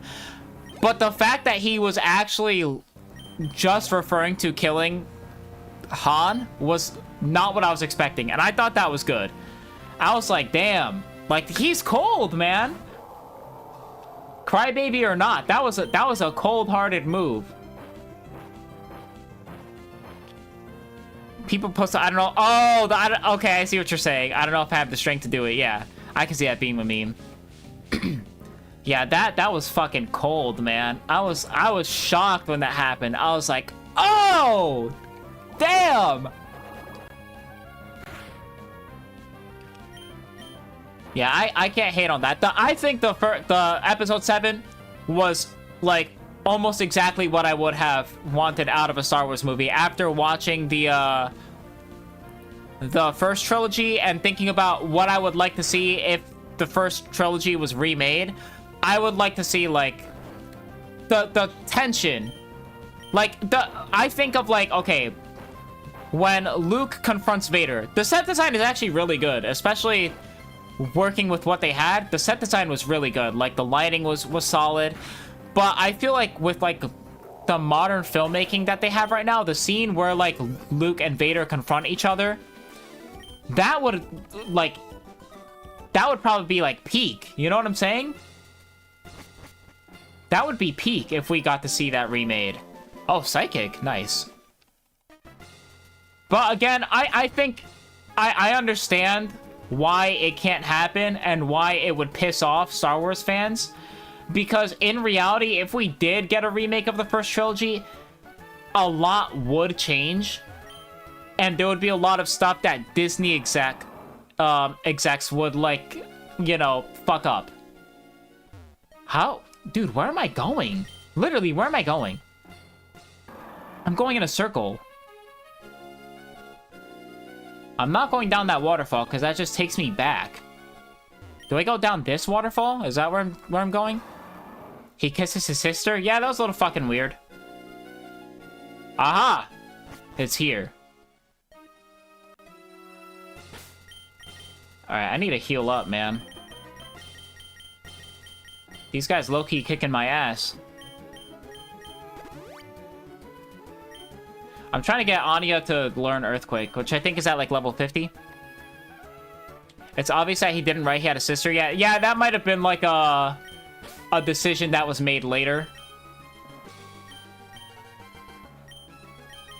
Because that was kind of awkward. It's a little weird. Like, you find out that they're siblings, and it's like...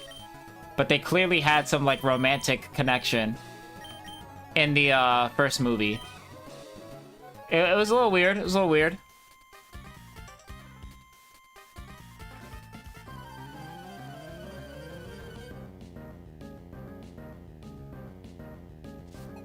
But yeah, I don't know. It would be cool to see, like, George Lucas's vision of the first trilogy of Star Wars be, like, fully imagined, if that makes sense.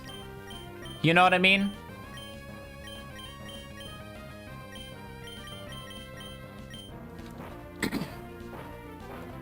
Like, with all the budget in the world and all the filmmaking experience in the world, he could have his visions fully realized. I think that would be fun to see. But yeah, it would be impossible to do now.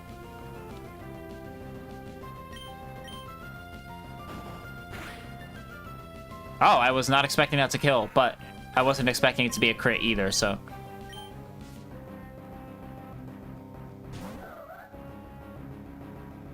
Alright. Okay, if we don't finish this stream, definitely next stream, we finish.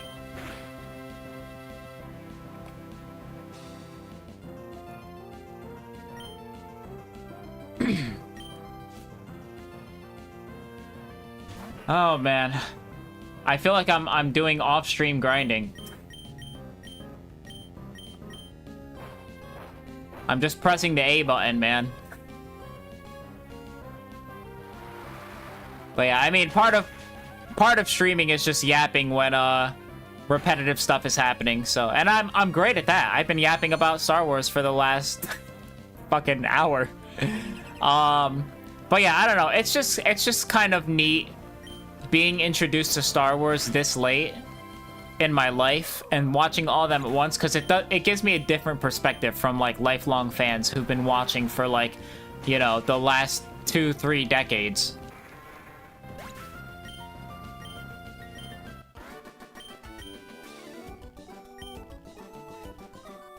But yeah, I mean, after I'm done watching Star Wars, I don't know, do I watch Harry Potter? I'm not really that interested in watching Harry Potter, I'm not gonna lie.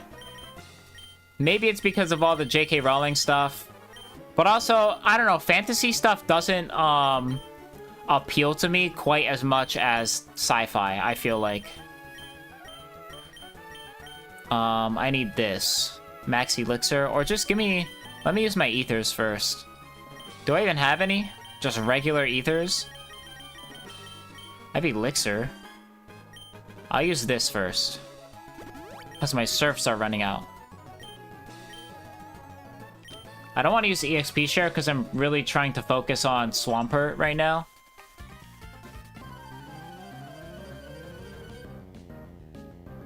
Oh, but you know what? I also finished watching Squid Game. And I'm not gonna lie. The ending of Squid Game, I'm not gonna spoil it for people who haven't watched it. Unless you all have watched it, which in that case I'm gonna talk about it. Watch Planet of the Apes trilogy. Is it good? But yeah, I watched Squid Game. I finished it. You know, the ending. So, okay, I'm gonna spoil one thing. I'm gonna spoil one thing because I feel like it's important for the larger discussion that I'm about to bring up. At the end of Squid Games, it is heavily implied that the Squid Games are coming to America. Like, basically, it's basically spelled out like this is going to come to America.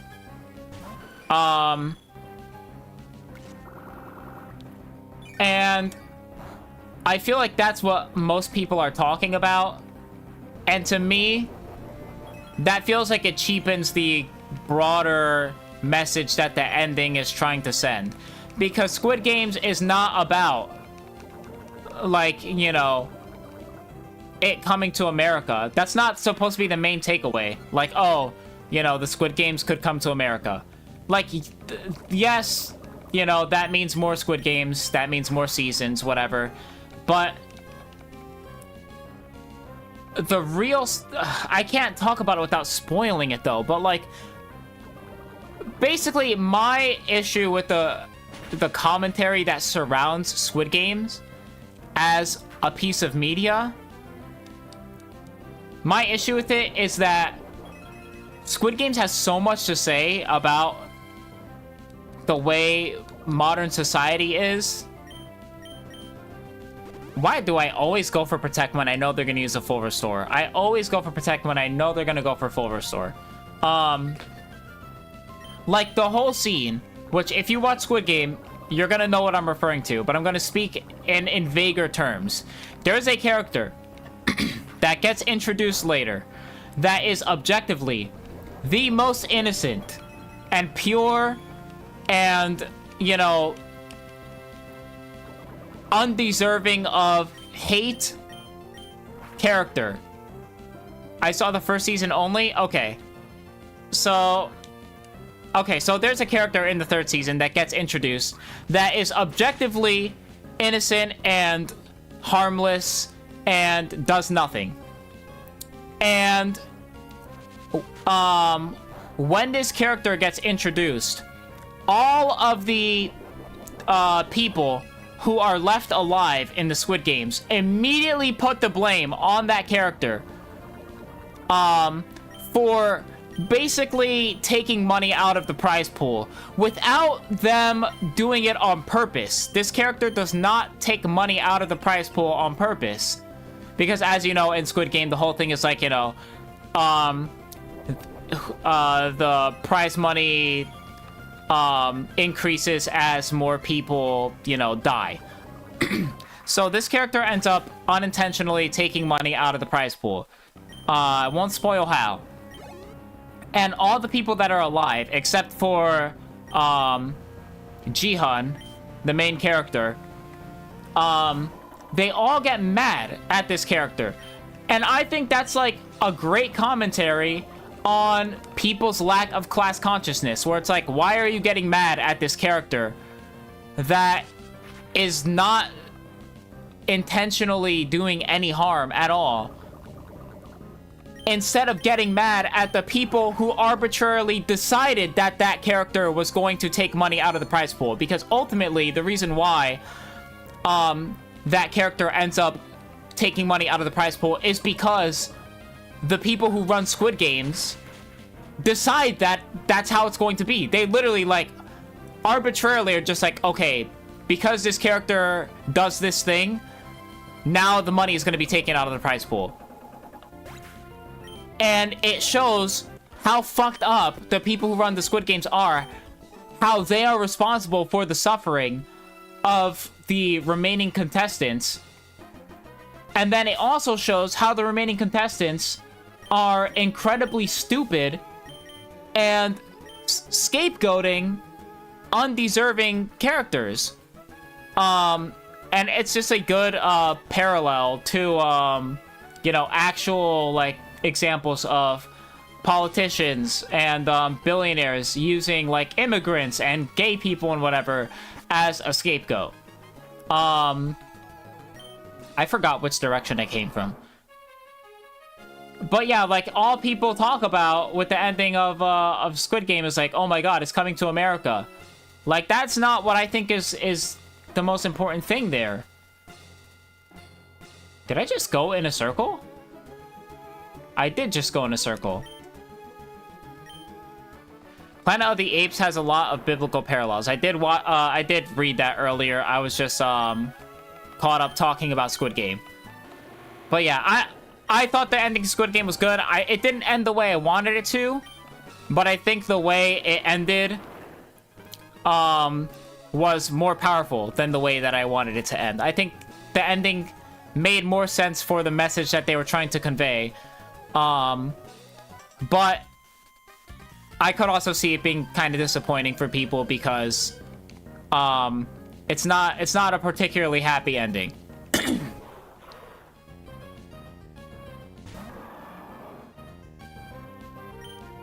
But yeah, I'll probably watch Planet of the Apes at some point. I need to watch some more anime, man. I was watching anime and then I started slacking again. Skarmory's so broken, man. It walls so much shit for like no reason. Like, what is Cacturn gonna do? Die?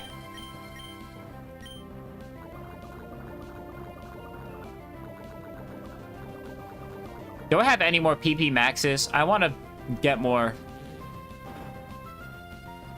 I need max PP on Fly and Toxic at least.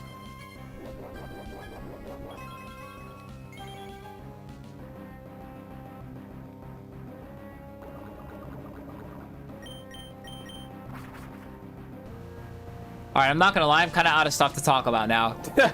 I don't know, I talked about the media that I watched recently. I don't know, I'm getting a new job, or at least I'm trying to. You got PP up earlier? Yeah, maybe I'll use that. I've already maxed out the PP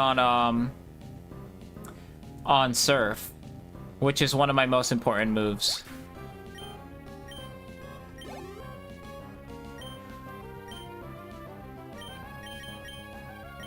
Man, I was supposed to get a job at ShopRite. I got called in for an interview. I feel like I did good on the interview, but they haven't called back. So that kind of sucks. Maybe I didn't do as good on the interview as I thought.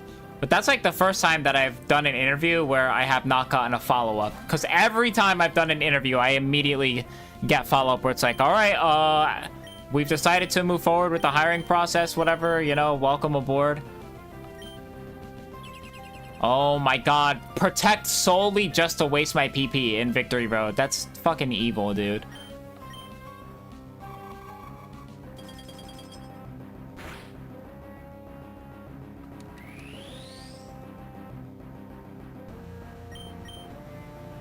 Please die. Thank you, because I feel like full restore was coming if that didn't kill. I felt it coming. Alright, what are my... So I have PP up. Do I have PP max? I don't think I do. I only have one PP up, and I gotta use it wisely. I think, shit, how much PP does, Outrage have?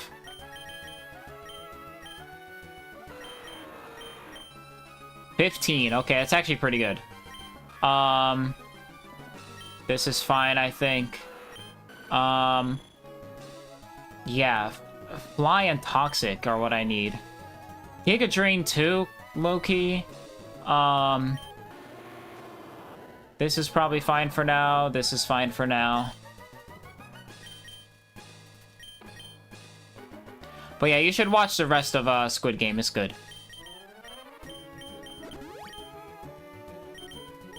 Alright,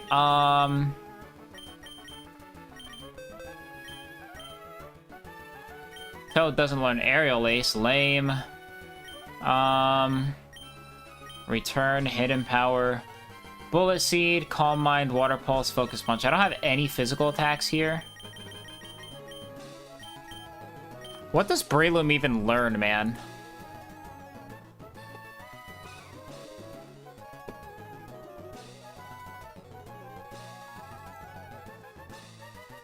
Hold up. Does Breloom learn any other good physical moves? No.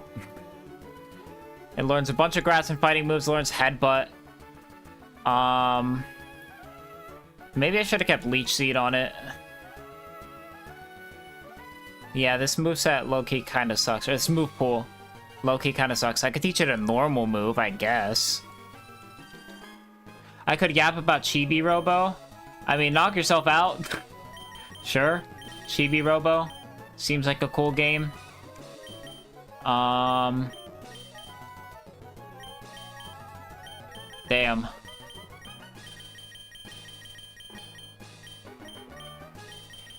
See, but then if I give it...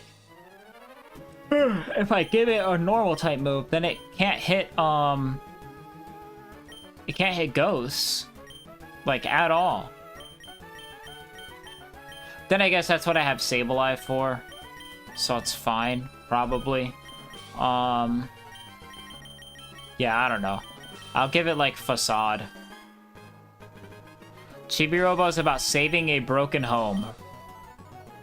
That's, it's kind of weird. Saving a broken home? Chibi Robo? Is that what it's about? I thought it was like you just walk around the house and you, like, do silly things. Wait, wrong Pokemon. In one of the parts of the game, the little girl's crying on the stairs and can't sleep. It's pretty heartbreaking. So it's like one of those games where it has like hidden lore that gets uncovered as you progress through the game. It's a story-driven game. I mean, it sounds interesting. Maybe I'll play it. Look, we got Friday streams coming up again because my job is finally respecting my fucking time. I had to update my schedule again. Like, I had to change my availability on my schedule. And the only change I made was that I get out of work 2 hours earlier on Mondays and Fridays. Because, really, I'm only supposed to be working till 8 o'clock on Mondays and Fridays. But they kept scheduling me for closing shifts on both days, so I haven't been able to do streams on either day. But now, I'm getting out guaranteed by 6 o'clock, and they're finally respecting it. So I will be able to stream on Fridays again, which is nice.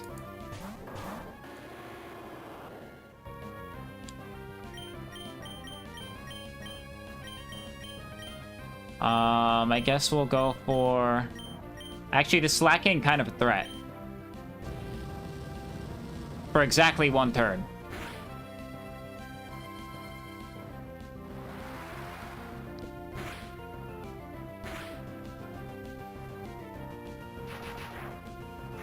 Slacking used Thunderbolt. Yeah, I was about to say, I should be doing, like, no damage. Wait, what? No way, they did the skill swap? Okay, that's really funny. They actually did fucking skill swap Slacking? That's so funny. So that it's not Truant. That's great. The game is silly, but if you look at the game's nuances, it's pretty heartbreaking, heartwarming at the same time. Jenny only talks as a frog as a way to cope that her parents keep arguing. I have no idea who Jenny is, but I hope she feels better. This Dusclops design is fucking sick. Holy shit, this is fire. I should have called it Dusclops instead of Sableye. Sorry, Jordan. This Dusclops goes way harder than Sableye does.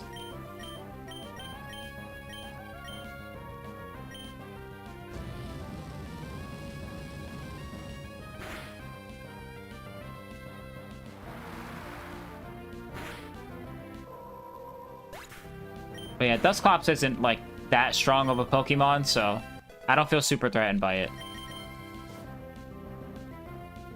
You know what I really need right now? Some candy. Bro, I want candy so bad right now. No! Toxic? Just when I said it wasn't a threat. God damn. Toxic stalling me. That's fucked up, man. That's fucked up. Alright. It's because I know the Toxic is coming for that slot next. Oh, and I avoid Earthquake. Nice.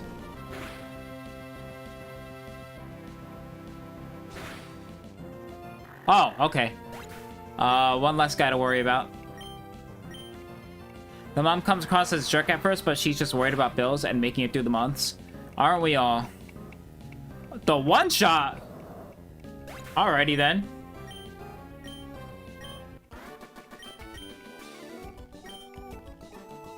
Man, you know, maybe a hot take, Victory Road is kind of boring. Like, am I... The spark is just gone for me or something, man? Like, it's just kind of whatever.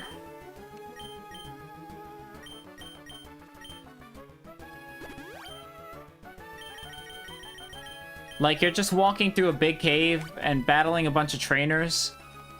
I don't know. There's no, like, interesting story stuff that happens. Wait, no, I already went that way. I'm going up here. Oh, wait. That's it? Oh, shit! Oh, hold on. We might be able to win. We might be able to beat the game here. Let's fucking go, man. Holy shit, we did it. Wow, that was shorter than I thought, to be honest.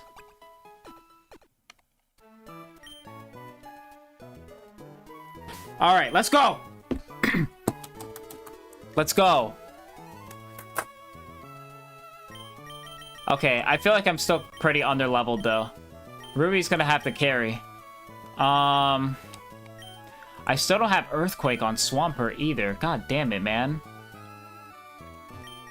Alright. I can't buy Ethers.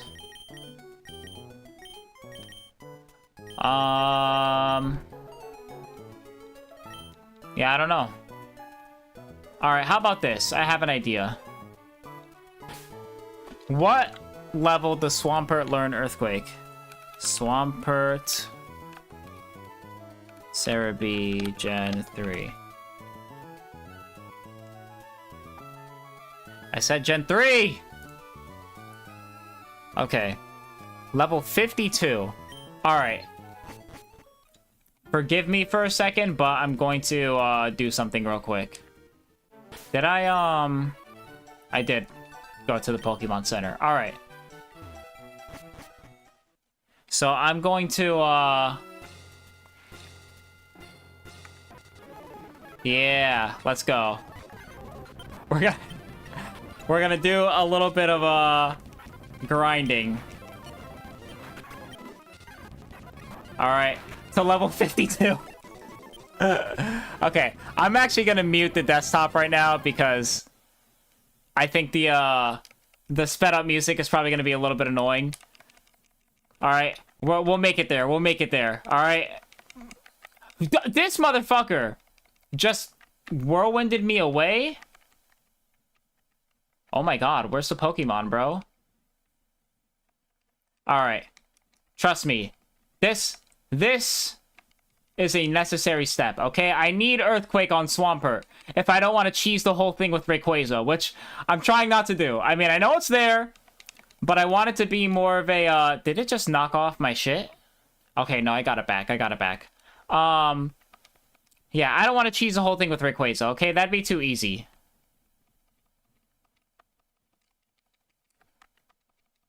Okay.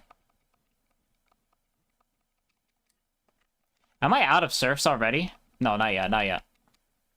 So in a shiny challenge, I'm not. But it would be cool to get a shiny Pokemon. You know, a fun fact, I have never encountered a shiny Pokemon in any mainline Pokemon game. I've only encountered one in Legends Arceus.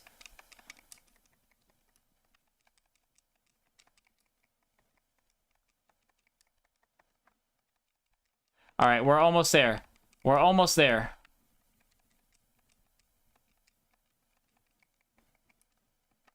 Shocker? It is shocking, yeah. It is a fucking shocker. Because, like, I've been playing Pokemon for how many fucking years at this point? And you're telling me I haven't encountered a shiny yet? What kind of bullshit is that? I've literally been playing since I was like 6 years old. I'm 27 now.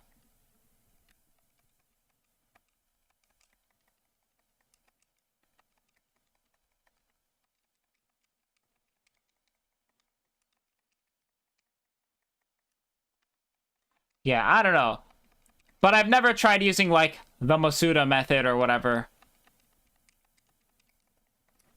Okay, we're so close. We're so close. We are so close. Just a few more battles. Alright. God, what a tedious process. Could you imagine if this wasn't fast-forwarded? You freaking freaker!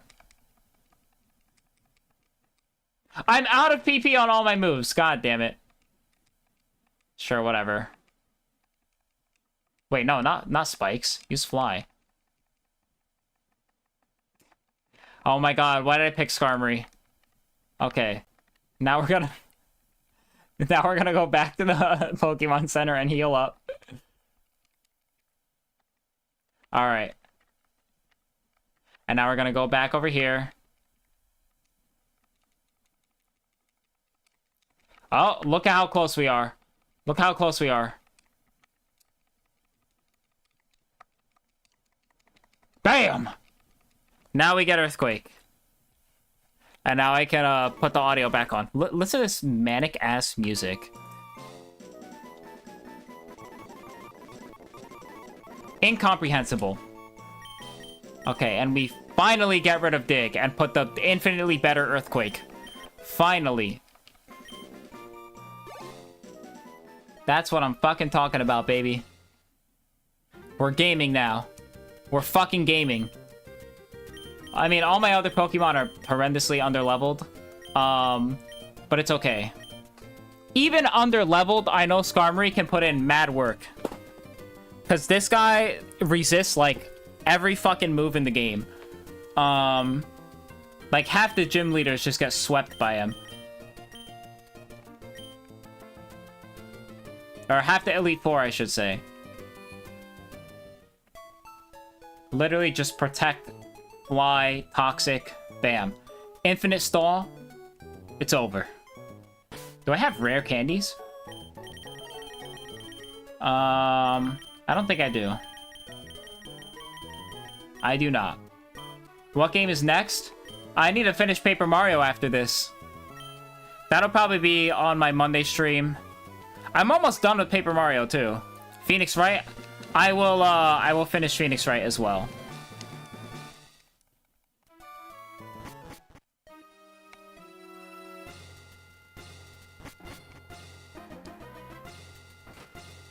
Alright, this guy's fire, right? God damn it. I want to level up my other Pokemon. Alright, here's what I'll do.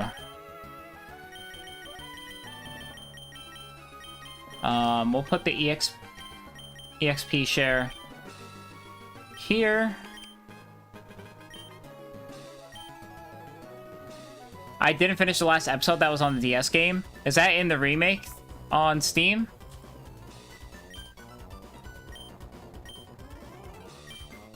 Alright, let's go. I should have voice acted his thing. My bad. Yeah, it is. Alright, I have to play the final episode or whatever in the first game. Oh, he's Dark type! Okay, so you know what that means? It's Skarm time, baby. Oh, I could also just switch Toad in, actually. This is a good opportunity to train Toad. Sand attack. Wow. That's what the strat is? Are you fucking with me right now, man?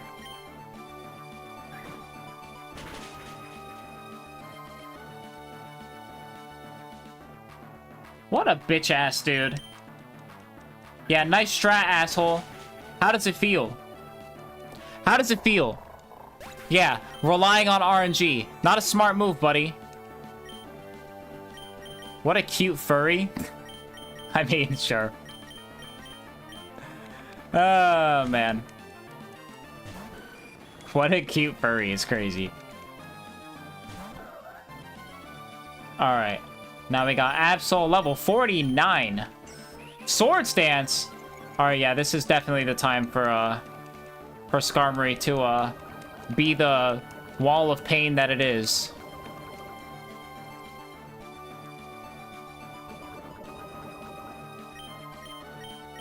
Yeah, I should be using spikes, actually.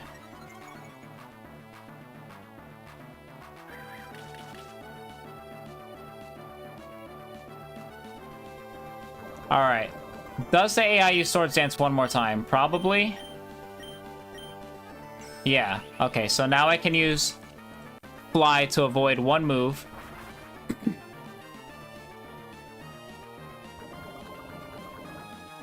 And I'm slower, so Rock Slide misses.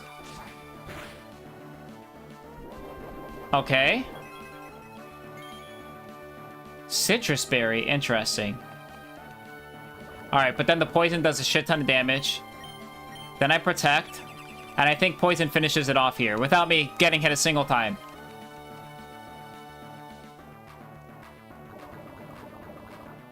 No!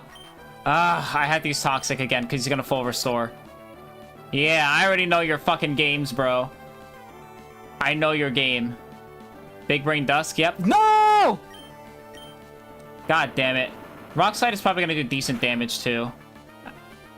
Yeah, after all the, fucking attack boosts, 6 Sword Stances.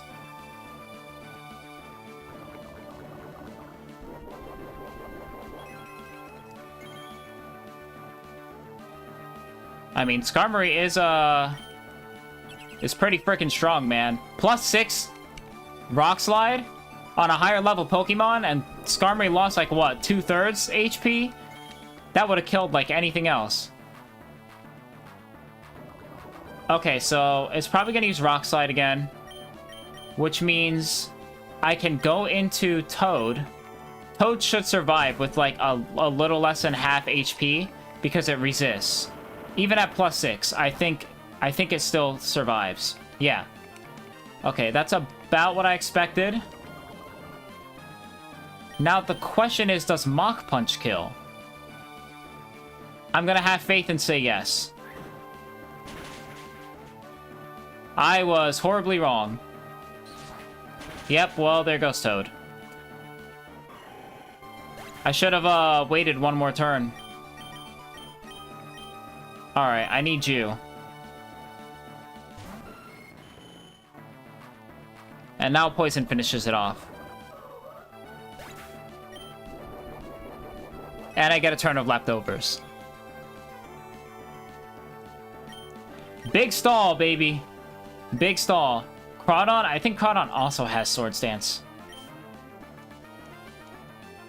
Alright, so the issue here is I really need... You know, I'm gonna use a Max Revive. I need Toad alive right now. Okay. Surf might actually do decent damage. Yeah. Level 48, and it's a special attack. Alright. We got Toad in. So I'm gonna Max Revive again.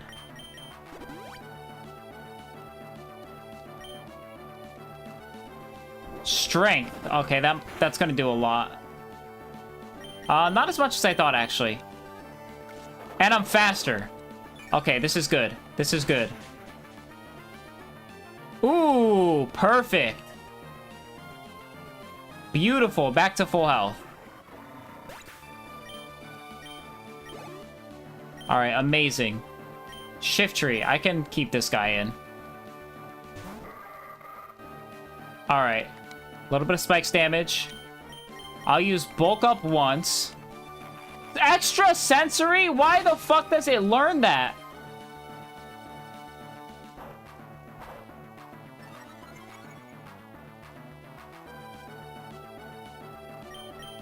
Okay, please kill.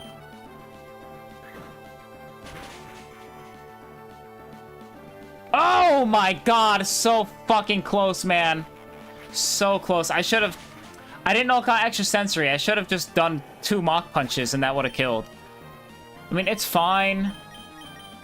Yeah, whatever.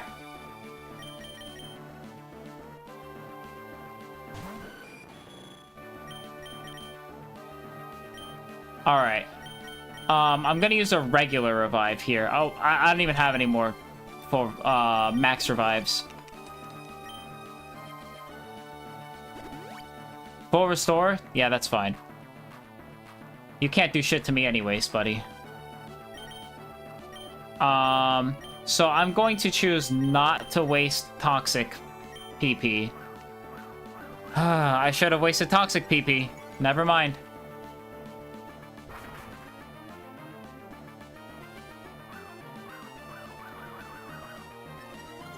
God, this game is so fucking annoying, man. Please just get a crit and kill. I'm begging you.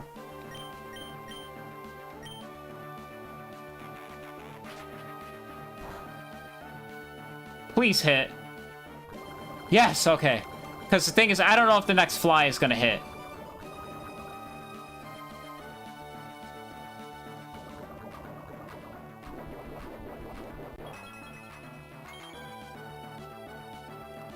Alright. I'll just go for spikes because I can just get free damage on the next Pokemon. Like, Skarmory's not doing shit to me right now.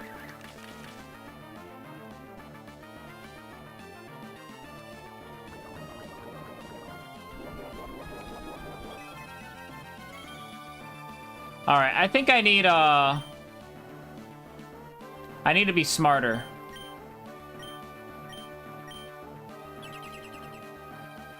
I should lead with Zenshi on the next Elite Four member. Go for as many layers of spikes as I can so that my Pokemon are more likely to get one-shots. Swagger? Okay.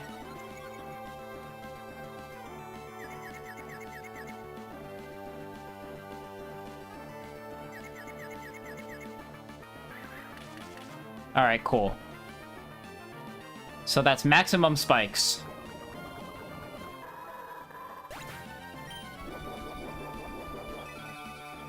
And we're almost back to full. See, you see the leftover strat, man? The strat with fly plus protect plus toxic? It's perfect. I'll send Scorb in. I think I can get the one shot on this Cacturne. This Cacturne has, like, garbage defenses. And it's also slower than... look at that damage, man. See? Flamethrower 100% kills here. Especially with those spikes. Yeah.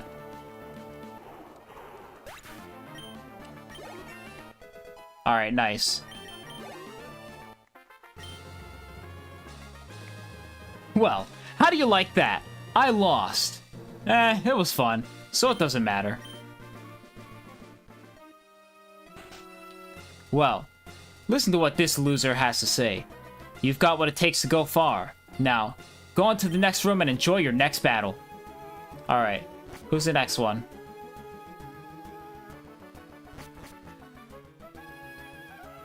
Let me change the stream title. I should change it to, like, Elite Four something.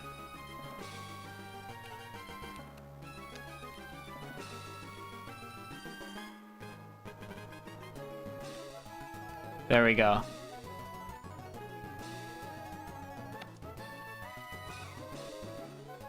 Bam! We elite now! Alright. The ghost one? Well, I mean, I lead with Senshi 100%. Because for some godforsaken reason, Steel resists Ghost in this generation, so yeah, easy. Do I only have, I think I do. I don't have any other potions besides the full restore, which I don't want to use right now. Yeah. I should... Okay, I have 4 citrus berries. Already holding the sea incense. I think it's worth switching to the citrus berry. Restores 30 HP? It doesn't restore a third? Interesting.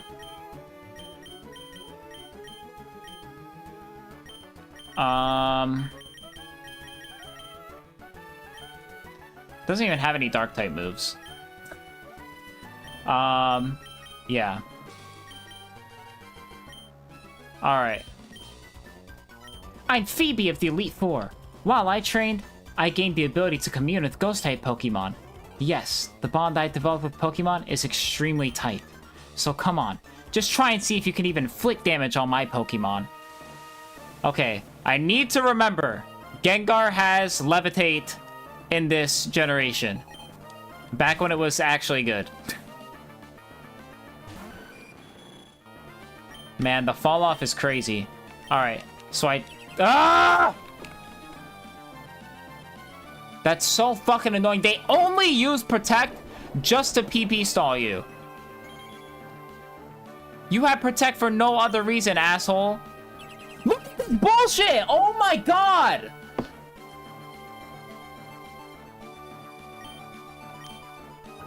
Suck my fucking dick! Cause it has fucking pressure. God damn, man, that is so fucking obnoxious. And now I don't get free spikes because I lose a quarter of my fucking HP every turn.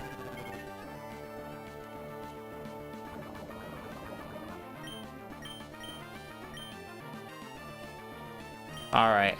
I still want to put the spikes down.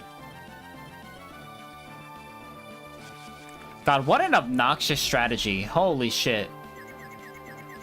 That's my strategy. I'm supposed to be the staller.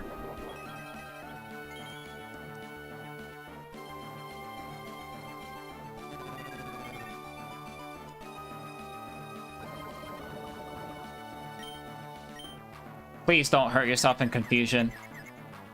Okay, we're good, we're good. 2 layers. Shadow Punch, okay.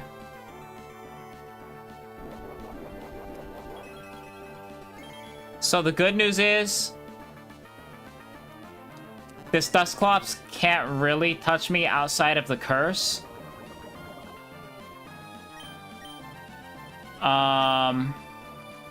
Full Restore is probably coming in. I'm gonna use this opportunity to... What do I have? I have, 2 max elixirs. Fuck me. Alright, I'm going to heal here. There's the full restore. I need Toxic, man. Especially against this bulky-ass bitch. Alright. Alright, I'm sending in Tariffs. This is my best bet.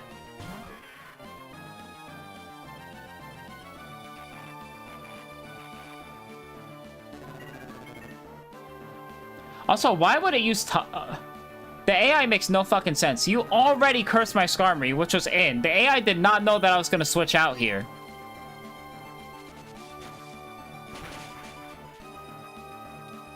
Yeah, get fucking lost, bro. Alright. Bayonet. I'm gonna go back to Zenshi.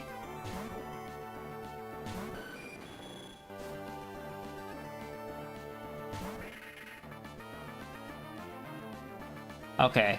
I'm pretty sure I got 2 layers of spikes. I can get 1 more. Karis could probably just wreck them all, to be honest. Honestly? You might be right. Yeah, I know it has no weaknesses. That's why I kept it. Over, like, you know, other potential ghost types that I could catch. Now, if I could get Gengar, I would get Gengar, but it's not really available in this game. I guess I could have hacked it in. But, yeah. This game has great ghost types. Dusclops is pretty good. Bayonet's okay. Oh my fucking lord, dude. Never mind.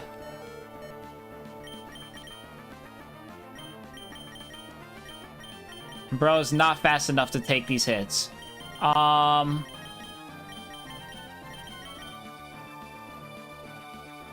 Alright, you know what? I'm sorry. I gotta go back to Zenshi. Zenshi carries, man. I'm telling you, half of the Elite Four can be soloed by this guy. Like, look at how little damage that does.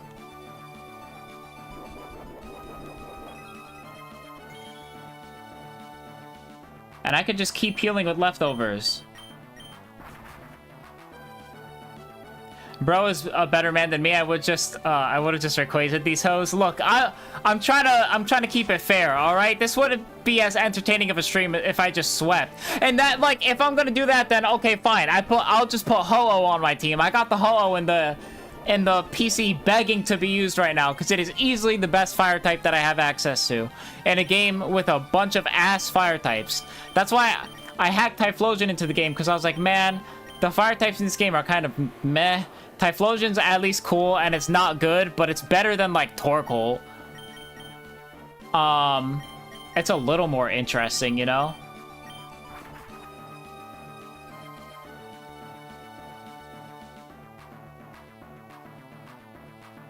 Yep, free leftovers, baby. Grudge? What the fuck does that do? I have no idea what that move does.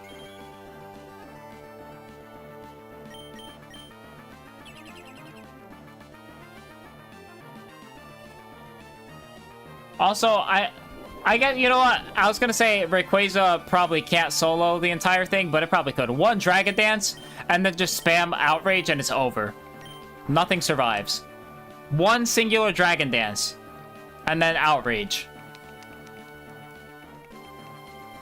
How do you catch Groudon and Kyogre in this game? I know it's possible.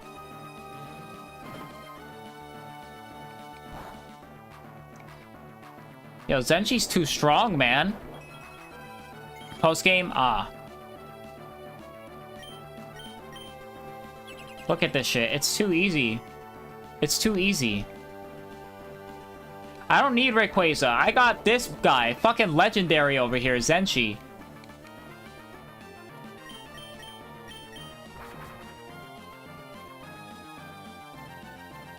This bro had Will-O-Wisp the entire time and chose not to use it. That's crazy. Dusk Balls, that is a ball. Named after me. Not referring to, you know, those kinds of balls, but... Man. Yeah, I just keep Zenshi in, man.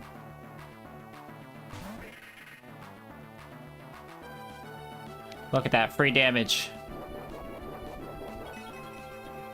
And I'm back to full, just like that. It's too good. This try is too good. Oh! Okay, that's the last thing that I was expecting. Holy fuck! Bayonet don't even got good special attack like that. What the fuck? Nah, that's crazy. What the fuck? Bayonet's special attack is like 60. How is it hitting that hard?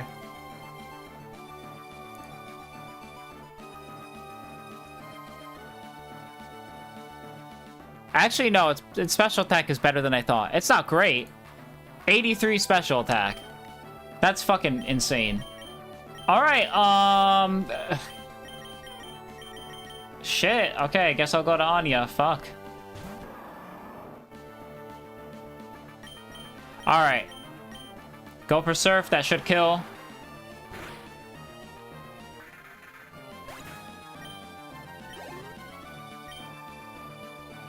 Oh, it doesn't even have a Gengar.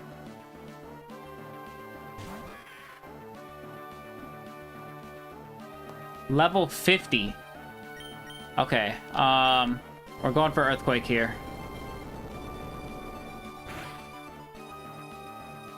Oh, damn. See, that's why I wanted Earthquake. Dig would not have killed there. Earthquake is so fucking strong.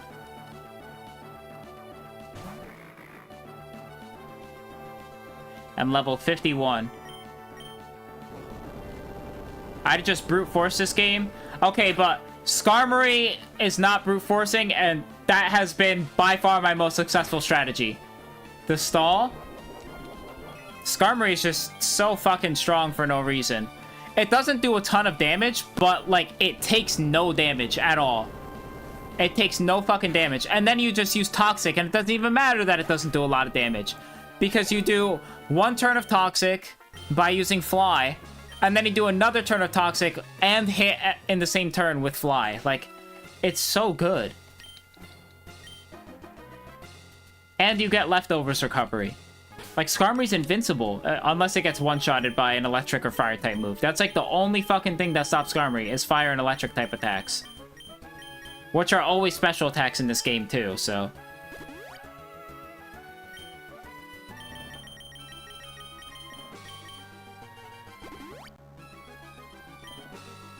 Alright, let's heal up everything.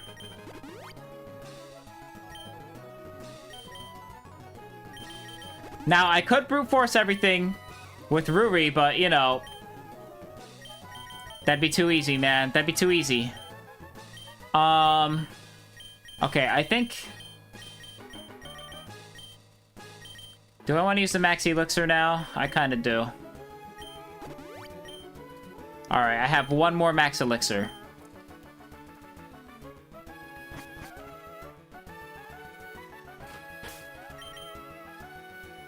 Okay, I want to take this off.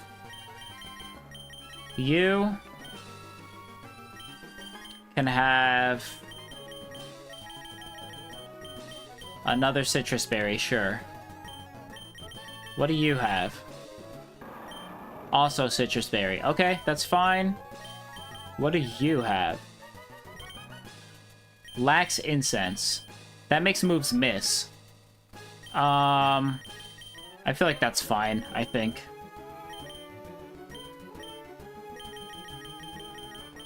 Yeah, we'll just keep that. Okay. I could have sworn you can get charcoal from somewhere. I think that would be helpful for Scorb here, but unfortunately, it's a little too late for that. We'll put, like, a Lunberry or something. Ooh! I just realized I have Lepa berries.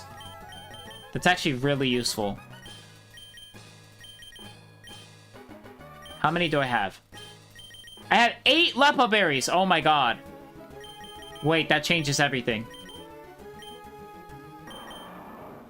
That changes everything. Hold on.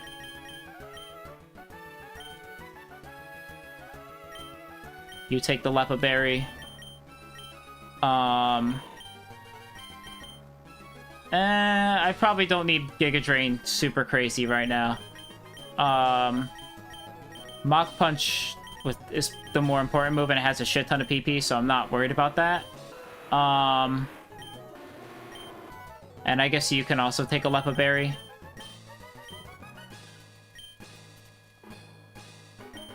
Yeah. Okay. That changes everything. I can also Lepa berry individual moves on Zenshi, like Toxic, and Fly, and Protect, which are all low PP. I guess Fly has a decent amount, but... Okay. No, we're balling now. We're balling, we're balling, we're balling. I completely forgot about those. Alright. This is the Ice-type one, right? Okay, this one's gonna be a little tougher. I don't have great answers to Ice types. My fighting type is weak to Ice. Zenshi can't wall ice types because it's weak to ice. The flying is weak to ice, so it takes neutral damage from ice type moves.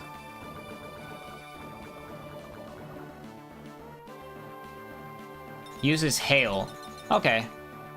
I guess that's a little annoying because it stops my leftovers chip, but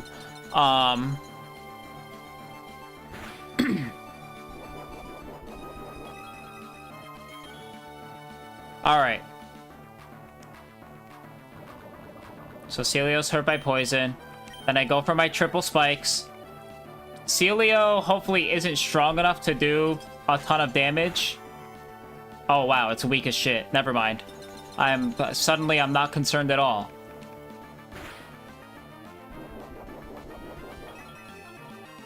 What the fuck is Ice Ball? I've never seen that move before. I have never seen that fucking move. You would think you'd use like Ice Beam or something, but that's probably reserved for like the aces or whatever. This is just a starting fucking Pokemon, which is always one of the weakest ones for the Elite Four. Oh, it's one of those moves. It's rollout, so it gets stronger. Okay, actually no, that's a Giga Threat. But you know what I have that completely stops that? Protect! Oh, you thought you were gonna get me with that shit, huh? You thought you were gonna get me with that shit. Yeah, have fun restarting the Ice Ball, bitch.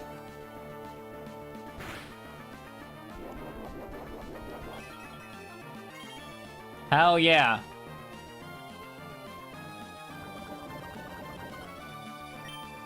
Alright. Last layer of spikes.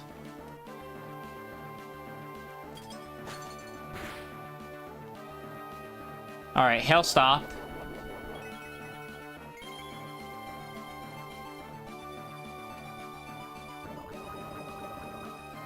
Okay. So I anticipate a switch here. Not a switch, full restore. Okay. If Toad can survive one Ice-type move, I might be able to sweep this with Toad. Never mind, it uses Ice Ball. Holy shit, I mean, it survives one Ice-type move. No full restore, man? Another Celio. Alright. Sure. Man, if Toad could survive one Ice-type move, I would be able to fucking sweep. Because I could go for Bulk Up. And then, like, try to Mach Punch my way through everything. I was really hoping for full restore into Hail, into Ice Ball, so that I could take 2 turns to Bulk Up. And then that should make it so that I could one-shot everything. But unfortunately, looks like that's not going to be the case.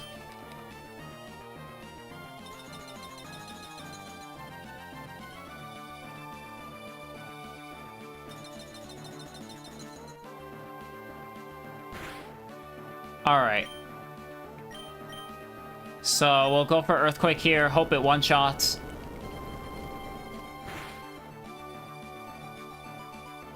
Damn. Attract? Are you fucking with me right now, man?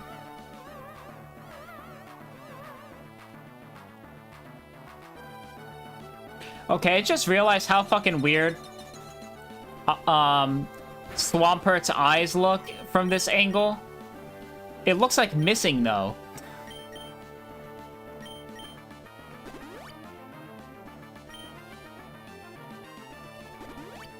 Alright, there's the full restore.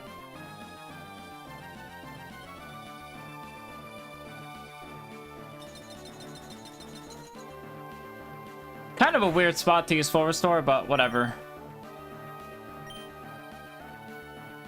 Alright. Please. Yes, thank you.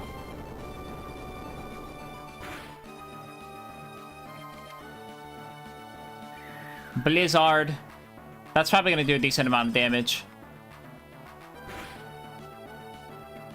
Yeah, not that much. But, still pretty notable.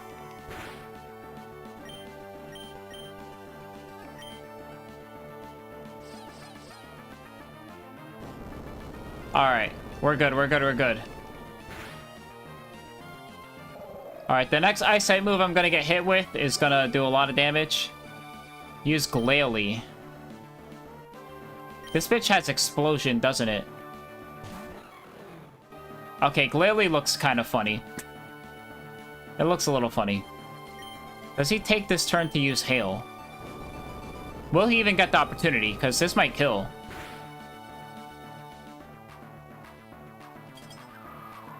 Oh yeah, that's right. I forgot I can use Scorb. Duh. Alright, Speed fell. Does this kill? No.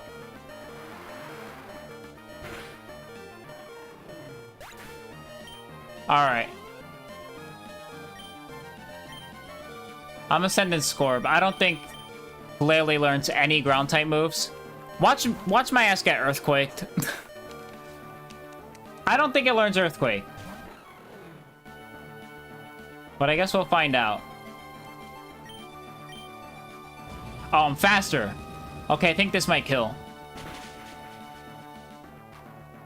Ah! Okay, it uses Hail. I mean, it guaranteed dies here, so...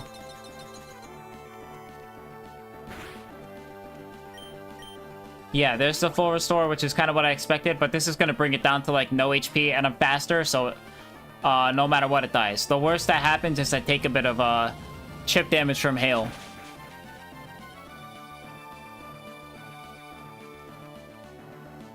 Man, I got a low roll the first time. That could have one-shotted.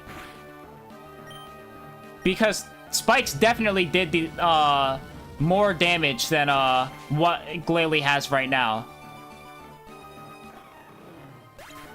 So I must have gotten a low roll on that flamethrower.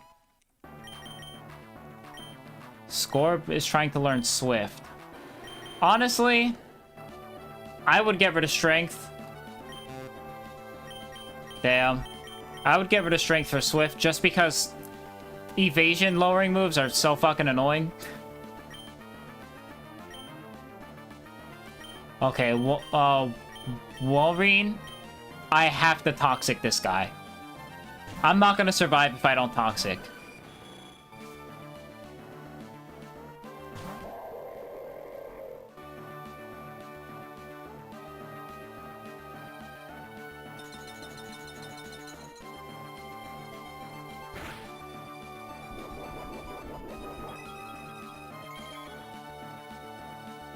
Alright.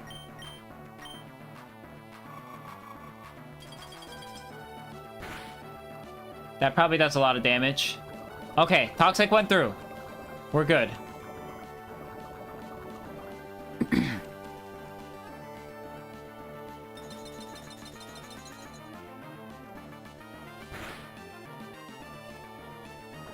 Alright.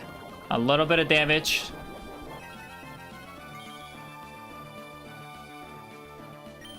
Now I'm gonna protect once. And then switch out to something else.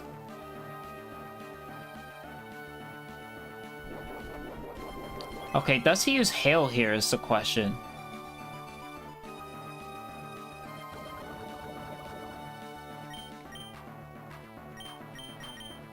Because if he does, it might be worth keeping Zenshian. No, he just goes straight for Ice Beam. That's fine. I'll sack Zenshi. Okay. Toad, I believe in you.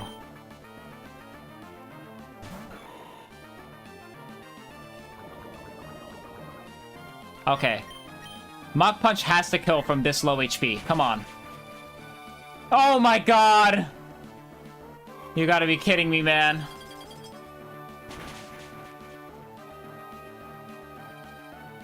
It's too weak. Toad is too fucking weak, man. Alright, who do I want to level up? I guess you.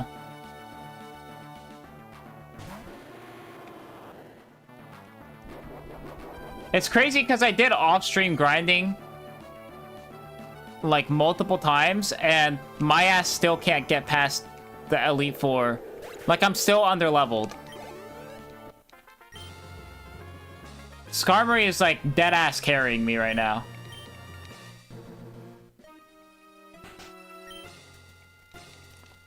Alright. Now I'm going to put the EXP share on Toad.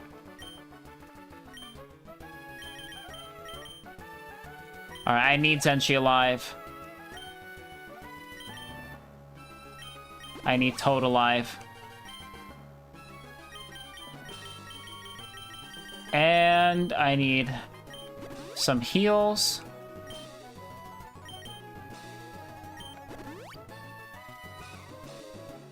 I'm not gonna lie, for the champion, I might just fucking Ruri sweep. Alright, we gotta show Rayquaza some love. I might just Ruri sweep.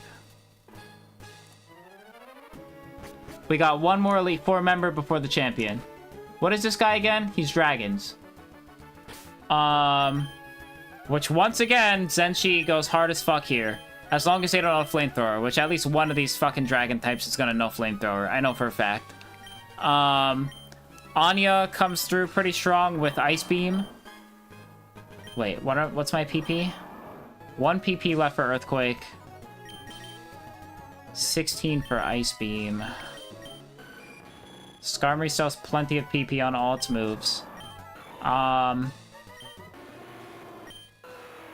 Yeah. I mean, literally, if I send in Ruri, this is a Omega sweep. 1 Dragon Dance into Outrage, and it's like, it's Jover. There's literally no way I lose. Wait, check? Oh. I forgot you could do that. That's cute.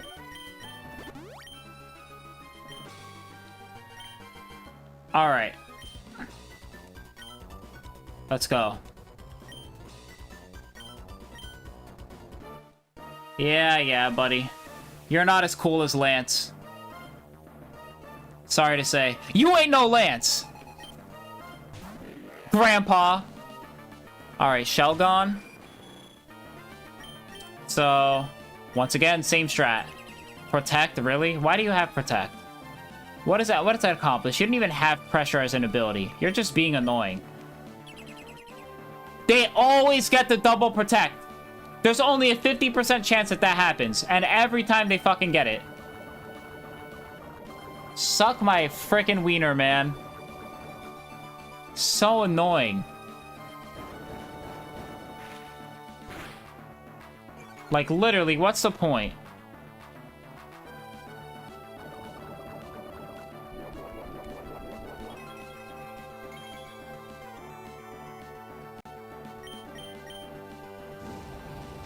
Uses Dragon Claw, and now suddenly decides using Protect is not important anymore. Just fuck Protect. We don't protect at all anymore.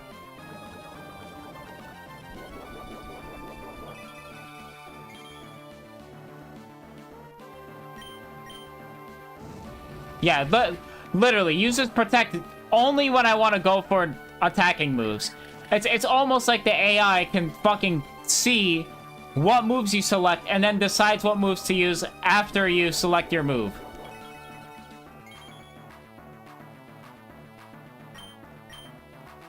Stupid asshole.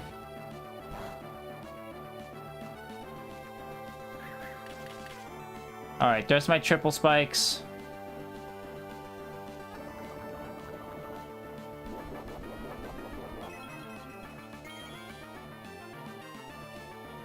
Alright. Protect. Game is so good.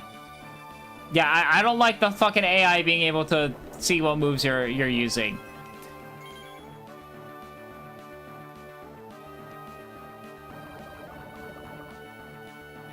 Alright, I'm gonna predict the full restore here.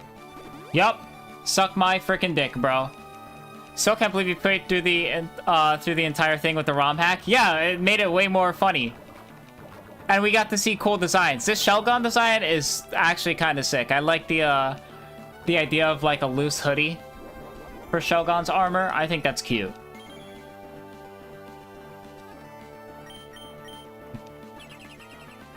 It's more interesting than playing regular ass Emerald. And yeah, I am playing regular-ass Emerald in the sense that, like, you know, the gameplay is unchanged. But we get cool, never-before-seen sprites.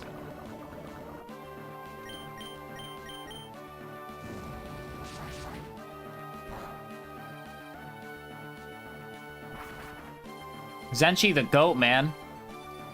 Zenshi should be honored that I named such a fucking strong Pokemon after him.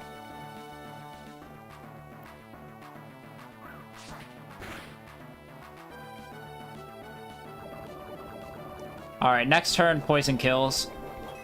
Basically just a free heal and free damage. This strat is so fucking good, man. My under-leveled Skarmory is, like, fucking sweeping teams by doing this shit.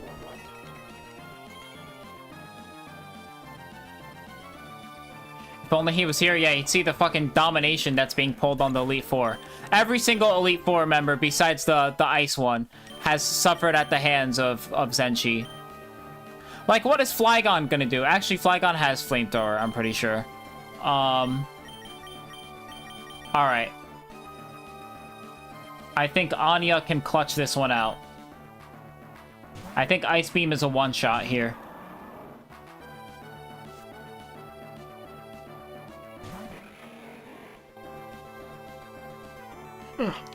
Level 53.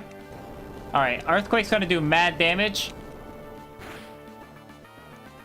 But not that much. Anya the tank?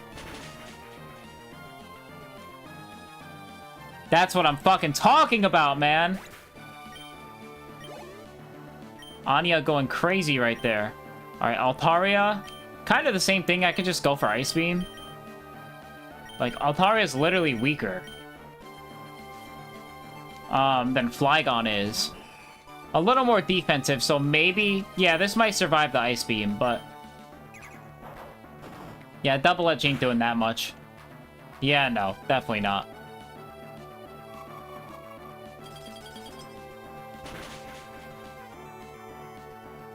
Yeah, it does survive the Ice Beam. Alright. So I think I'm gonna take the opportunity to rest here.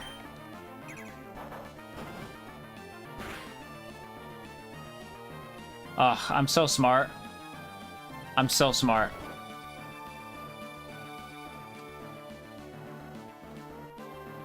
Okay, now watch this. Bam. Where's the blue flute? Bam. Easy, baby.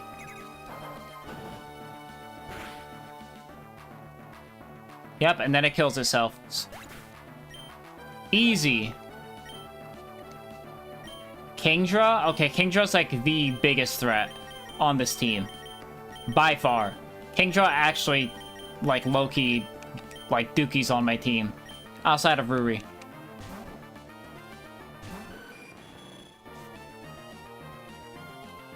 Alright.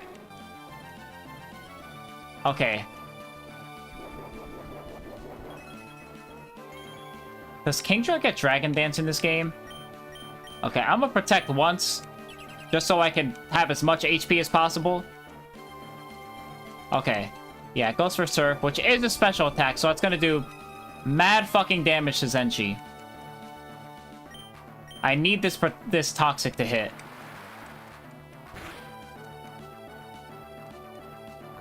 Okay, we're good, we're good, we're good. We win. We win.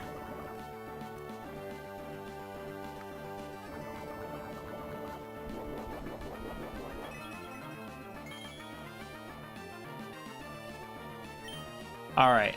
Protect one more time.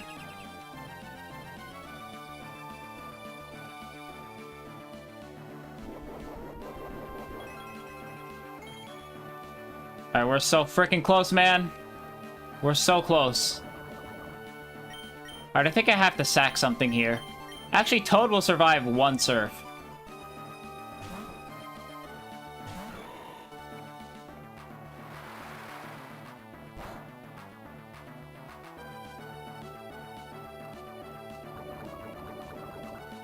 Alright. And now I switch back to Zenshi because it's going to use a dragon move here.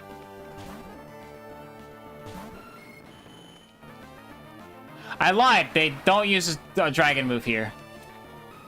I guess I was just fucking wrong. No dragon move. Just goes for surf again, apparently. Alright,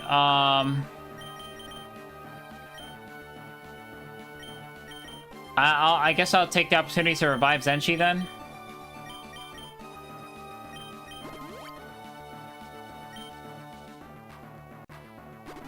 Okay, full restore. I should have seen that coming. Shit. Alright. I'll go for bulk up. Dragon Dance. Okay. It's a good thing bulk up raises defense, because I would not stand a chance. Actually, wait, this still kills, doesn't it? If it uses a dragon type move on my ass, I'm done. Shit.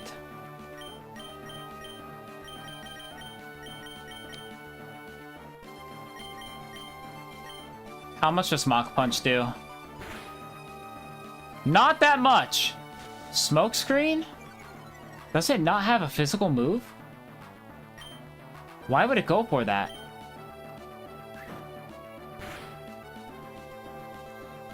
It doesn't! So Dragon Dance is useless.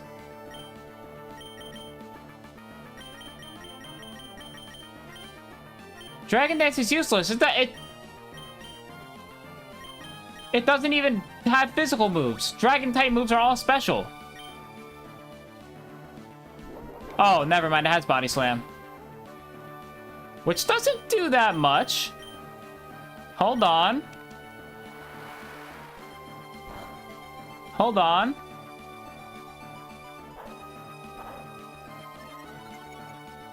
Alright. It's gonna take a few potions, but we can do this without using Rayquaza. Okay, I'm saving Rayquaza for the champion. Rayquaza's about to do the full fucking team sweep. Yeah, okay, whatever.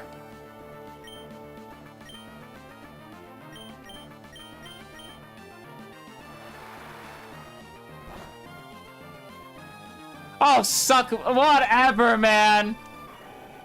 Whatever. You know what? Fuck you. No, I am sending in Rayquaza. I'm tired of this shit. Okay, the back sprite looks, like, really goofy. Alright. I'm mad. I'm outraging. I'm outraging. Yeah, crit back, bitch. I didn't even need that to kill you. Alright. Oh, you think you're so cool with your Salamence, huh? You think you're so fucking cool? Yeah, even with the attack drop, I'm pretty sure I still one-shot your ass. Yeah, get the fuck out of here, bro. Who the fuck do you think you are? Who do you think you are? Yeah. Get out of here, wannabe Lance-looking ass. Get out of here, man. Whatever. Get out of my sight. You don't have a legendary Pokemon. You fucking wish you had a Rayquaza. With your critting ass. Whatever, man. I had that shit, man. I was gonna go for the fucking Mach Punch sweep.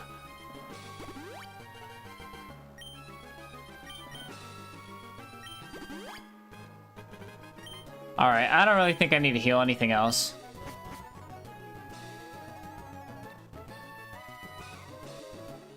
Oh my lord, what a long set of stairs, man. You trying to make me pass out?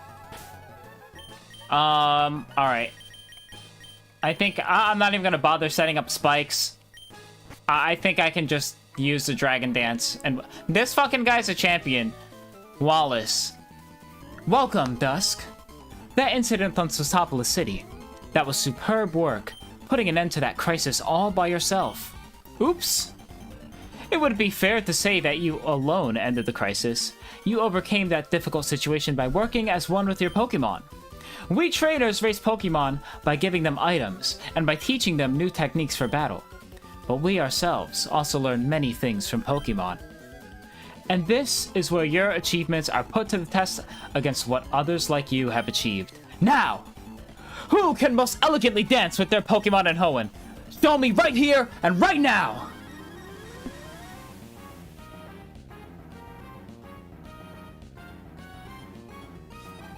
Look at this Fruit Loop. And I say that as a Fruit Loop myself.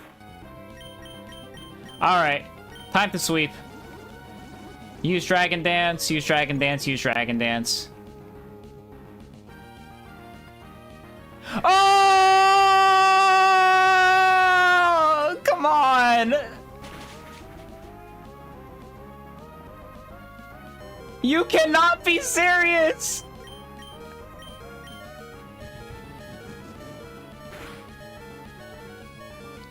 Surely this kills. Oh my god! You gotta be kidding me! What the fuck? Utterly ridiculous. Incomprehensible.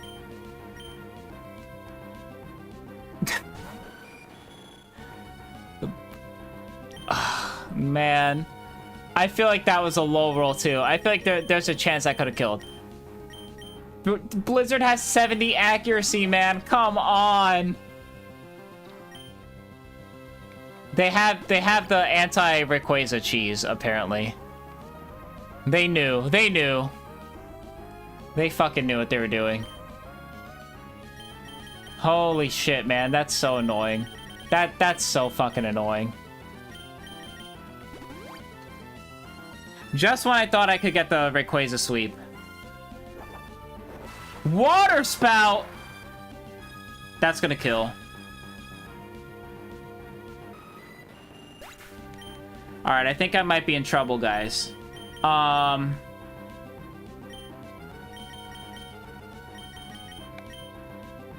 Okay. I'm gonna send Anya out.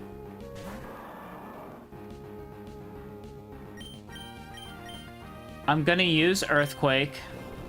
That makes Water Spout do less damage because it does more damage the more HP you have. Yeah, that actually does a lot.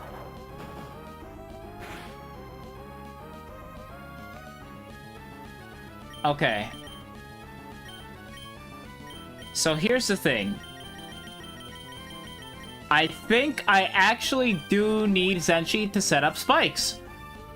Because now I'm not so confident that +1 outrage kills everything.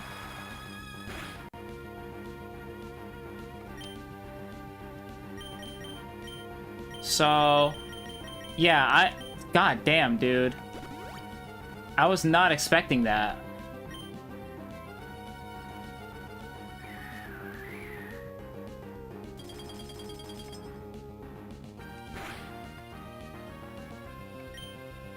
Alright. And then one more Hyper Potion for Zenshi. Alright.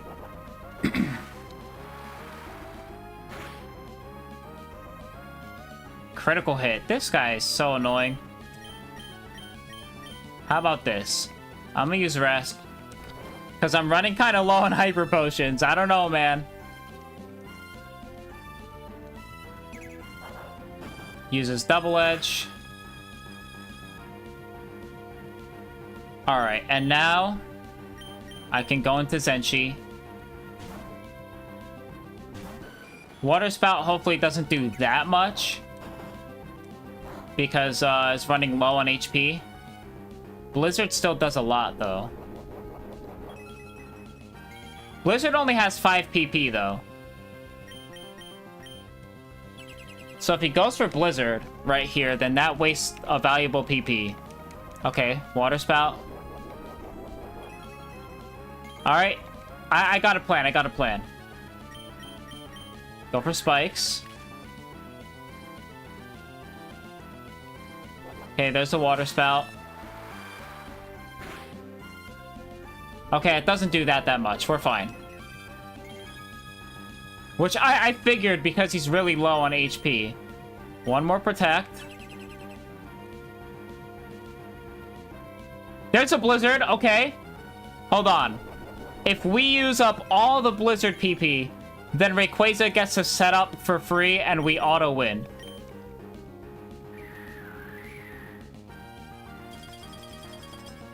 How many Blizzards has he used? Like 4?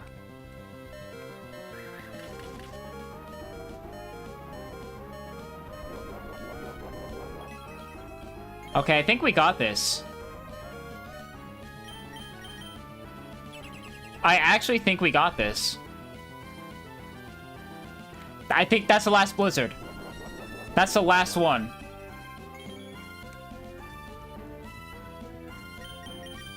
Okay. We can end this nice and fast. Yeah. Yeah, you're stuck using Double Edge, idiot. What are you gonna do now? What are you gonna do now, huh? Oh, you thought you were so funny. You thought you were so funny catching me off guard. Look who got outplayed. Rain Dance. That's fine. Alright, we got max spikes. It's time. It's time for the Rayquaza sweep. Alright, bro thought he had my ass. Wrong. Alright. One more protect. Just in case. Okay, now we're fine. We got this. Alright, and now I just set up Dragon Dances for free with Rayquaza. Now that all the Blizzard PP is gone.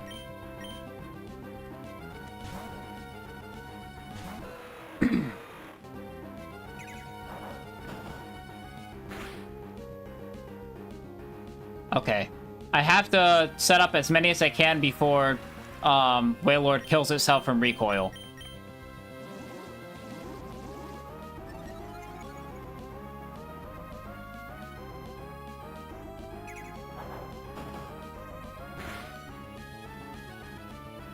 Okay, I think I'll be able to set up plenty.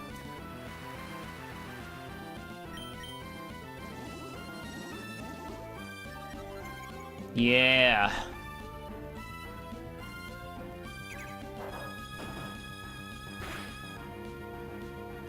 Alright, I go for one more heal, and then, just sweep from there.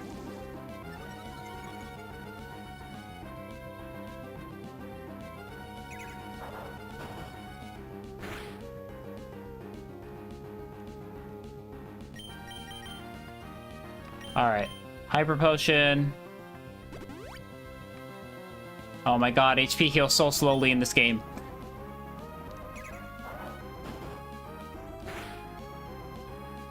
Oh, it doesn't even kill itself here? Alright. Earthquake.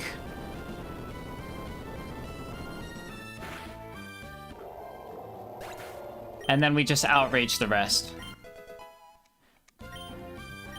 Alright, nice. Nice, nice. Pentacruel. Alright. Earthquake again. And then I can just outrage everything else.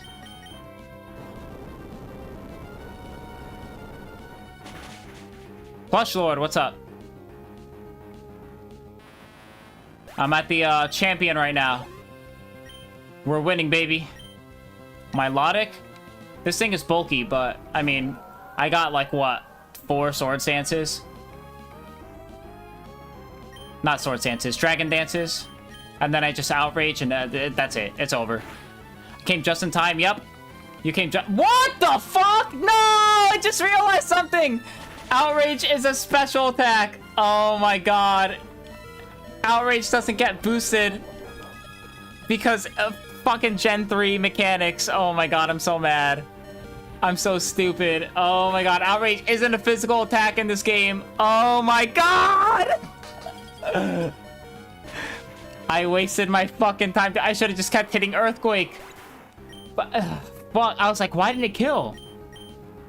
Oh my lord, dude. I'm gonna lose my mind.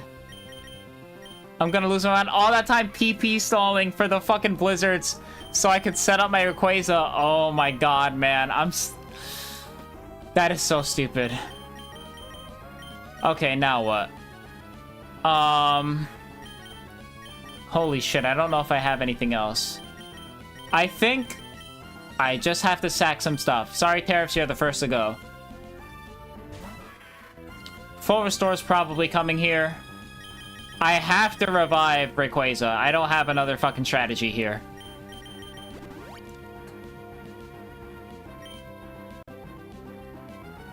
Yeah, there's Full Restore. It's about what I expected. God damn it. Why? Why are the game mechanics like this in this game? Oh my god, I could have just kept using Earthquake, but I completely forgot that happens. God damn it, man. Alright, Surf probably kills. Yeah, that's what I thought. Alright,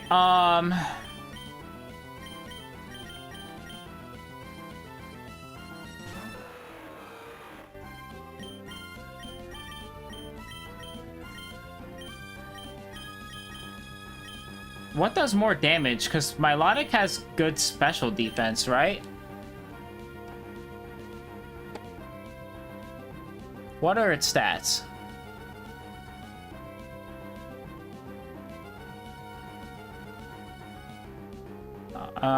Okay, Milotic has 125 special defense. That is a lot. Yeah, I think I just Earthquake. Hopefully this 2 shots. It does, it does, it does. Oh my god, that did so much. God damn it, if I had just Earthquake the first time. Critical!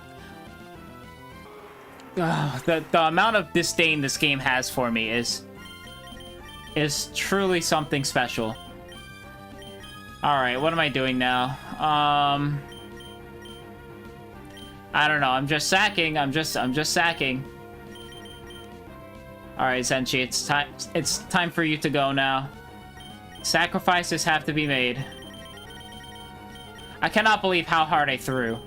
I threw so fucking hard with that Outrage. Dude, Outrage is a physical attack in every other fucking Pokemon game, man. Every other Pokemon game, it's a physical attack. How the fuck was I supposed to predict that?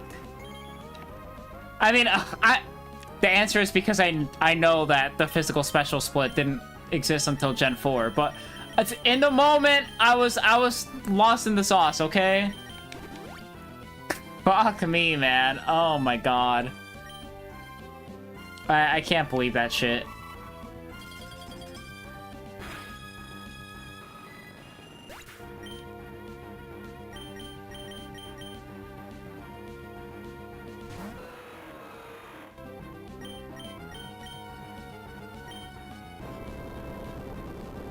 Alright. Milotic down. I think this is probably going to be the hardest Pokemon to take down. Okay, Gyarados. Actually, Gyarados might not be that bad. The thing is, it's flying type.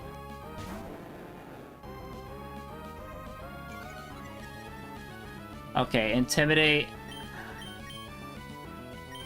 Okay. Does it know a Dragon type move? I guess we're about to find out. It doesn't! Okay, this is my opportunity. This is my opportunity.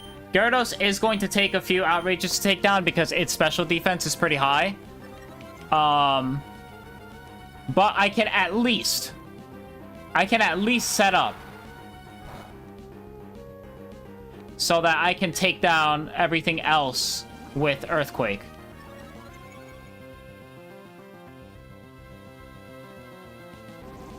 Okay, I see what you're doing.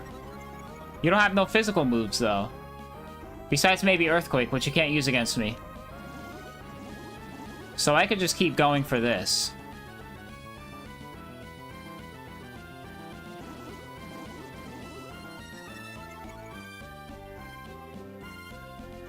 Alright, how many was that? 4?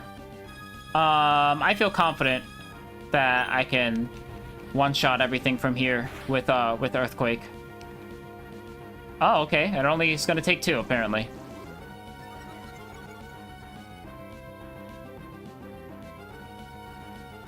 All right.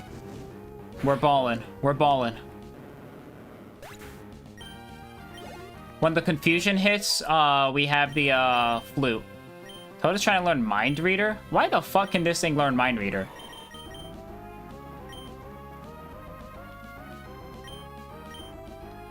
I guess that's kind of funny with, like, Dynamic Punch, but that takes 2 whole turns.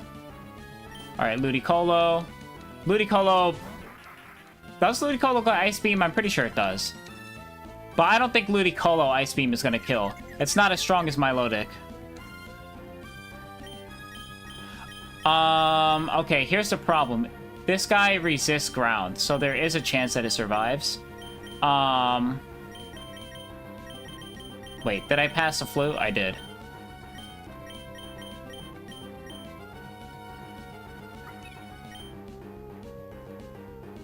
Okay, this one doesn't have Ice Beam, so we're fine. Okay, I'm actually curious. How much does Earthquake do? It probably still kills, especially with the spikes damage. Yeah. Yeah, not even close. Alright, and then we have Whiscash, which 3000% dies to Earthquake. And now we're good.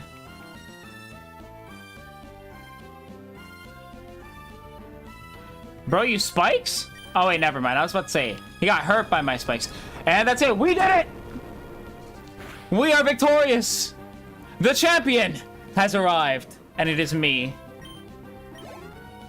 Ladies and gentlemen, we cheesed with Rayquaza, and that's how we won. But we did it. I, the champion, fall in defeat. That was wonderful work. You were elegant, infuriatingly so. And yet, it was utterly glorious. Kudos to you, Dusk. You are a truly noble Pokemon trainer. And we made mega bucks. The Pokemon you sent into battle, at times they danced like a spring breeze, at times they struck like lightning. It was with light, yet sure-footed elegance that you led your Pokemon. Even I felt bedazzled by your masterful performance. Now you stand at the glorious peak of the Pokemon League. I now proclaim you to be the new Hoenn region. Huh? Dusk! Here's some advice before you challenge the champion. Huh? What? Dusk, could it be that it's already over? Yeah, bitch, you came a little late. See? What did I tell you, May? Didn't I tell you that you don't need to worry about Dusk? Dusk, you finally done it. When I heard that you defeated your own father at the Petalburg Gym, I thought perhaps you had a chance. But to think you've actually become the champion. Ah, yes. What became of your Pokedex? Here, let me see. So, you've seen 148 Pokemon, and you've caught 31 Pokemon. Well, it could use more quantity, but this is looking more like a Pokedex now. Anyways, congratulations! Now, go proudly into the final room. Dusk. No, let me rephrase that properly. The new champion! Come with me. I'm sorry, but from here on, only trainers who have become the champions may enter. You'll have to wait outside with Professor Birch. I'm just joking. That's okay. That's the rule. Dusk, honestly, congratulations. We did it, baby. This room. This is where we keep records of Pokemon that prevailed through harsh battles. It is here that the League Champions are honored. Come on, let's record your name as a trainer who triumphed over the Pokemon League and the names of the partners who battled with you.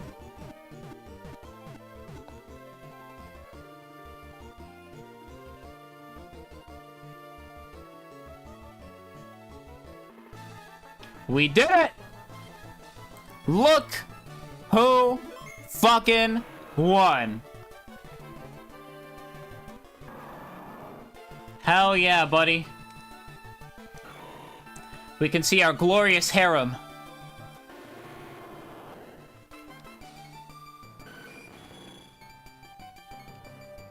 Skarmory the GOAT, man.